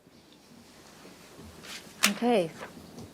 Good morning, Commissioners and Councilmember Sneddon. I'm Gabrielle Cook, the Water Resources Financial Officer, and I will be presenting the water affordability and conservation assessment that Water Resources would like to embark on with Alliance for Water Efficiency. And this item will go to Council on May 9th. Okay, I'm going to go over the background and a little bit about Alliance for Water Efficiency, their credentials, and the overview of the study, and finally, our recommendation. So the water and wastewater utilities conduct comprehensive rate studies every 3 years with an outside independent consultant. And the rates are developed based on the cost of operating and maintaining and upgrading the utility systems. And the city always strives to develop equitable and fair rates that are also, that we have enough revenue to meet our operating and maintenance and capital needs. So it's this kind of fine balance of being affordable, but being able to sustain ourselves in the future. And then as Mr. Hagmart alluded to, this is the perfect time to conduct a study for affordability due to just the economic nature of where we are. So we wanted to really see how our rates, how affordable our rates are. And Alliance for Water Efficiency is kind of a perfect match for us right now. So they've conducted these affordability and affordability and conservation studies at the City of Houston, the City of Detroit, and then locally here at the city of Long Beach. And what they do is they assess the financial burden of the water and wastewater rates as how it compares to a percent of the income, and in particular, the income of the lowest 20th percentile. So for our study, we are going to be looking at both single-family residential households as well as multifamily residential households, and that is a unique aspect for this study. But we do find that that is important because a lot of our lower income population is in multifamily housing. I will say this is one of those ones where we're pushing the consultant on this one because they've been doing these for the communities they've done it for. It's been really focused on the single-family residential.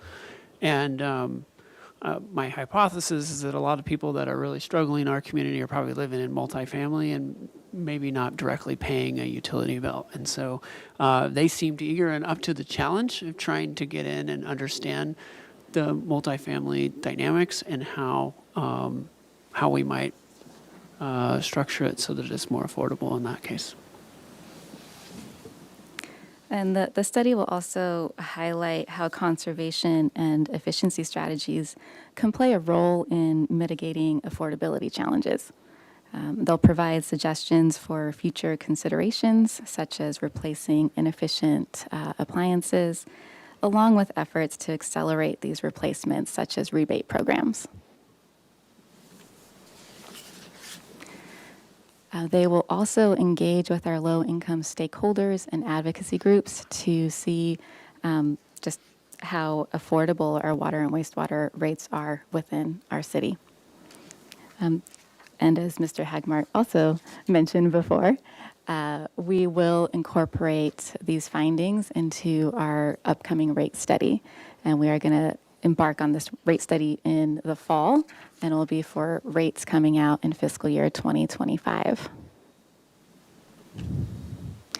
And then with that, the recommendation is that the Water Commission recommend council to authorize the Public Works Director to execute the agreement with Alliance for Water Efficiency. Great. Go ahead. I'm really happy to hear that you're embarking on this. I think this will be really valuable for the rate study. And also, my question was, can there be a connection with that? I'm going to forget the acronym, but the LIWAP, is that right?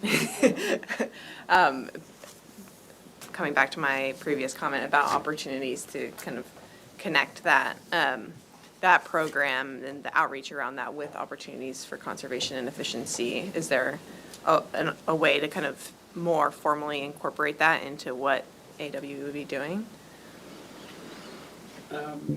Yes, both these programs kind of came up independent of each other, and we're still, I think, working out the details. I do think they're very complementary of one another. And it certainly will have them be looking at how this program and where the gaps are. As you had been mentioning, the biggest way to control that bill is to help folks reduce their water usage, and that may be doing, helping out with plumbing fixture changes out and changes in multifamily homes, for example, might be something that comes out of that. Yeah. And what was the timeline for this assessment? It will take about 8 months. Starting in May, if it gets. Yeah, after council approval. Okay, any other commission comments or questions? Oh, I have one more. Is City of Santa Barbara an AWE member? Yes. Yes. Thank you. Okay. Do we have any public comment on this item? No, we do not. Okay, so we need a motion to advance the recommendation. I'll make the motion to advance. Second? Commissioner Keller, Yes. Commissioner Snyder, Yes. and Chair Young. Yes. Okay, thank you very much. All right, last item, Yes, let's see. Mr. Hagmark. Is it in here? It's the very end. There we go.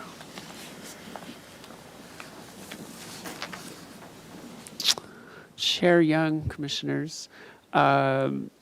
Water Resources Manager report here, and I do not have a lot to review here. I just wanted to point out a few interesting situations here. Really low water usage. And I think for those who geek out on water stuff, it's a reflection of indoor water use at this point. I mean, if you really wanted to talk about where this community is as it relates to what I would consider health and safety, water, these are what you kind of find in these really wet months, because there really should be no one doing any outdoor watering at all. So really low water sales, which is good on the water horizon, but it will be challenging financially. We're doing some projections. I imagine we're going to be coming in about $3 million below our projections, and so just trying to figure out what that means for capital and pushing stuff out. At the same time, we're also fighting, again, inflation, cost increases everywhere else. So let's see, whether one I wanted to point out is under desal. We did take desal offline for February and March. Ended up being a good symbiotic relationship in the sense that we didn't need the water, and our contract operator has been asking to do some maintenance, and it really needed to take the plant down to do that maintenance, and so we're able to accommodate that, which saved us significantly on our power bill. One of the things that also happened at the same time is the SCE transformer that feeds El Estero and desal. Well, it died rather suddenly, and fortunately it didn't while desal was off, but it led to an enormous, let's talk about those kind of things that happen behind the scenes the public never hears about, but very stressful. We had to have El Estero entirely on backup generator. We went through at least one storm. We worked very quickly. SCE was really brought their A game. We were able to locate and these are very unique transformers and very large. We were able to locate, or they were able to locate it. We were able to get special permits from Caltrans because this is one of those extra wide, heavy loads that needed escorts. And we were able to get it delivered. It failed on a Thursday. We were able to get it delivered on a Sunday. Wow. And they were able to get it tied in by Wednesday in a temporary configuration, which, at that point, when we're on backup generator, we have staff at the plant 24/7. It just becomes a much more intensive process to make sure that, because we don't have that backup anymore. And all that went down during a storm event as well. And anyway, I'm really proud of the team. Really thankful for SCE and Caltrans working with us to make that happen. And we anticipate, I think, in the next couple weeks, they will actually remove that old transformer and there will be a temporary shutdown on like May 1st, 2nd, and put the new transformer in that location. But hopefully we now have that on it. Again, it's one of those things that falls. We now have that list on the critical infrastructure that must be inspected more frequently. So we will be working to SCE to make sure that's a higher priority for them to look at that because it is their asset. But it's located right at El Estero. So a little excitement. Let's see here. All these things indicating. What's the other one I wanted to point out? Oh, here we got the residential. I'm looking at the dotted residential GPCD. And that is where we are in these winter months, it really plummeting. And down there, as you can see, when you look across, we got some low points again during that. What was that? January 17th. That's when we had the ban on all outdoor watering turf. So we're getting down there. There certain rainfall helps. And as a comparison, I think after our last discussion, we added in the new state legislation or proposed. I don't know that it's final. Is it final yet? It's not final yet. But what it at least is, we understand from staff, that's this orange line here. That is the residential GPCD targets that they're wanting to set initially. And again, that would drift down. But that compares to where we are with our 12-month running average. We've got some good margin there.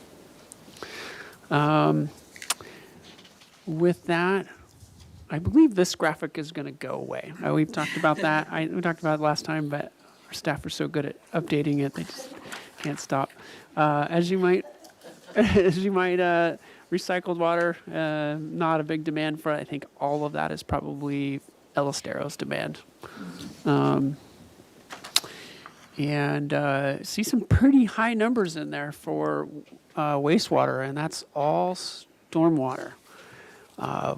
El Estero has had several events where they've tapped out the capacity of the facility. And so we still do have a significant problem with rainwater getting into the sewer system. And fortunately this year, I think we talked about this a couple months ago, we have been doing an I&I study. We had sensors in the system detecting at various points. I think there was like 30 spots throughout the system. And so we will be analyzing that, and hopefully that'll give us an indication of where. And also hopefully an indication that we've made some progress since the last I&I study that was done. So let's see, what else do we have? I didn't have anything else in here on other items unless there's questions. I did want to note that we are embarking, I've been working with NAWI, National Alliance of Water Innovation. I do want them to come speak to you all at some point. We've been working on them with them now for several years on various, I think, innovative projects. But one of the ones that they are working to have one of their PhD students come down and work on is really how to optimize energy usage at desal. And so we're going to be talking about what could be optimized if the facility was operated maybe during certain times of the day, what kind of technology would be needed to allow the facility to toggle on and off maybe in a 24-hour period, like what could be done there.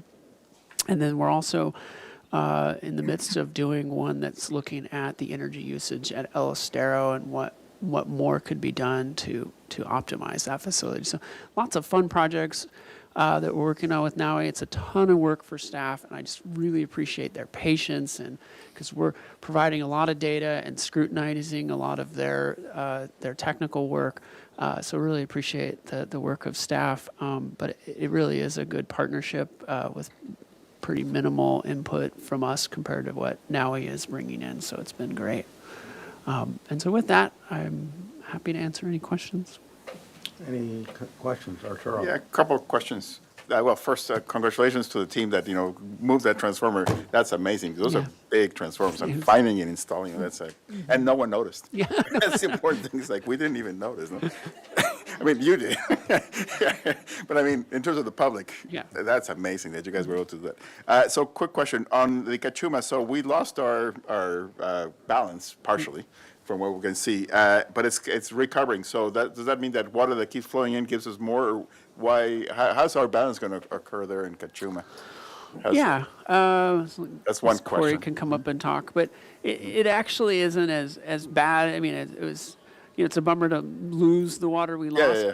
But it's full, so that's. But we're going to get a new allocation, and while the reservoir is spilling, we can use as much water as we want. Okay. But I'll have Ms. Corey talk a little about how that works. Mr. Hagmark pretty much summarized it, but the spill has lasted. It was through all of it. It started at the end of February, and so all through March and into April. So all of the water that we've been taking down from Cachuma has been free, meaning that it's not counted against our current year allocation. And so we've been maximizing that source. Right now, we haven't been bringing on water from Gibraltar so that we can utilize as much of the free water as we can. That spill is wrapping up, so we're going to start looking at how to optimize, our two sources with Gibraltar and Cachuma.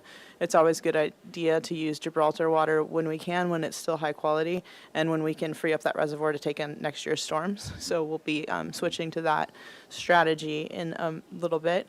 We did get a full 100% allocation on Lake Cachuma, so we have our, just over 8,000 acre feet of water, and so far we haven't used anything against that right now. And we anticipate that we'll get full allocations for the next several years. So we could find ourselves right back in a situation where we have an ample storage and carryover water in Lake Cachuma very quickly.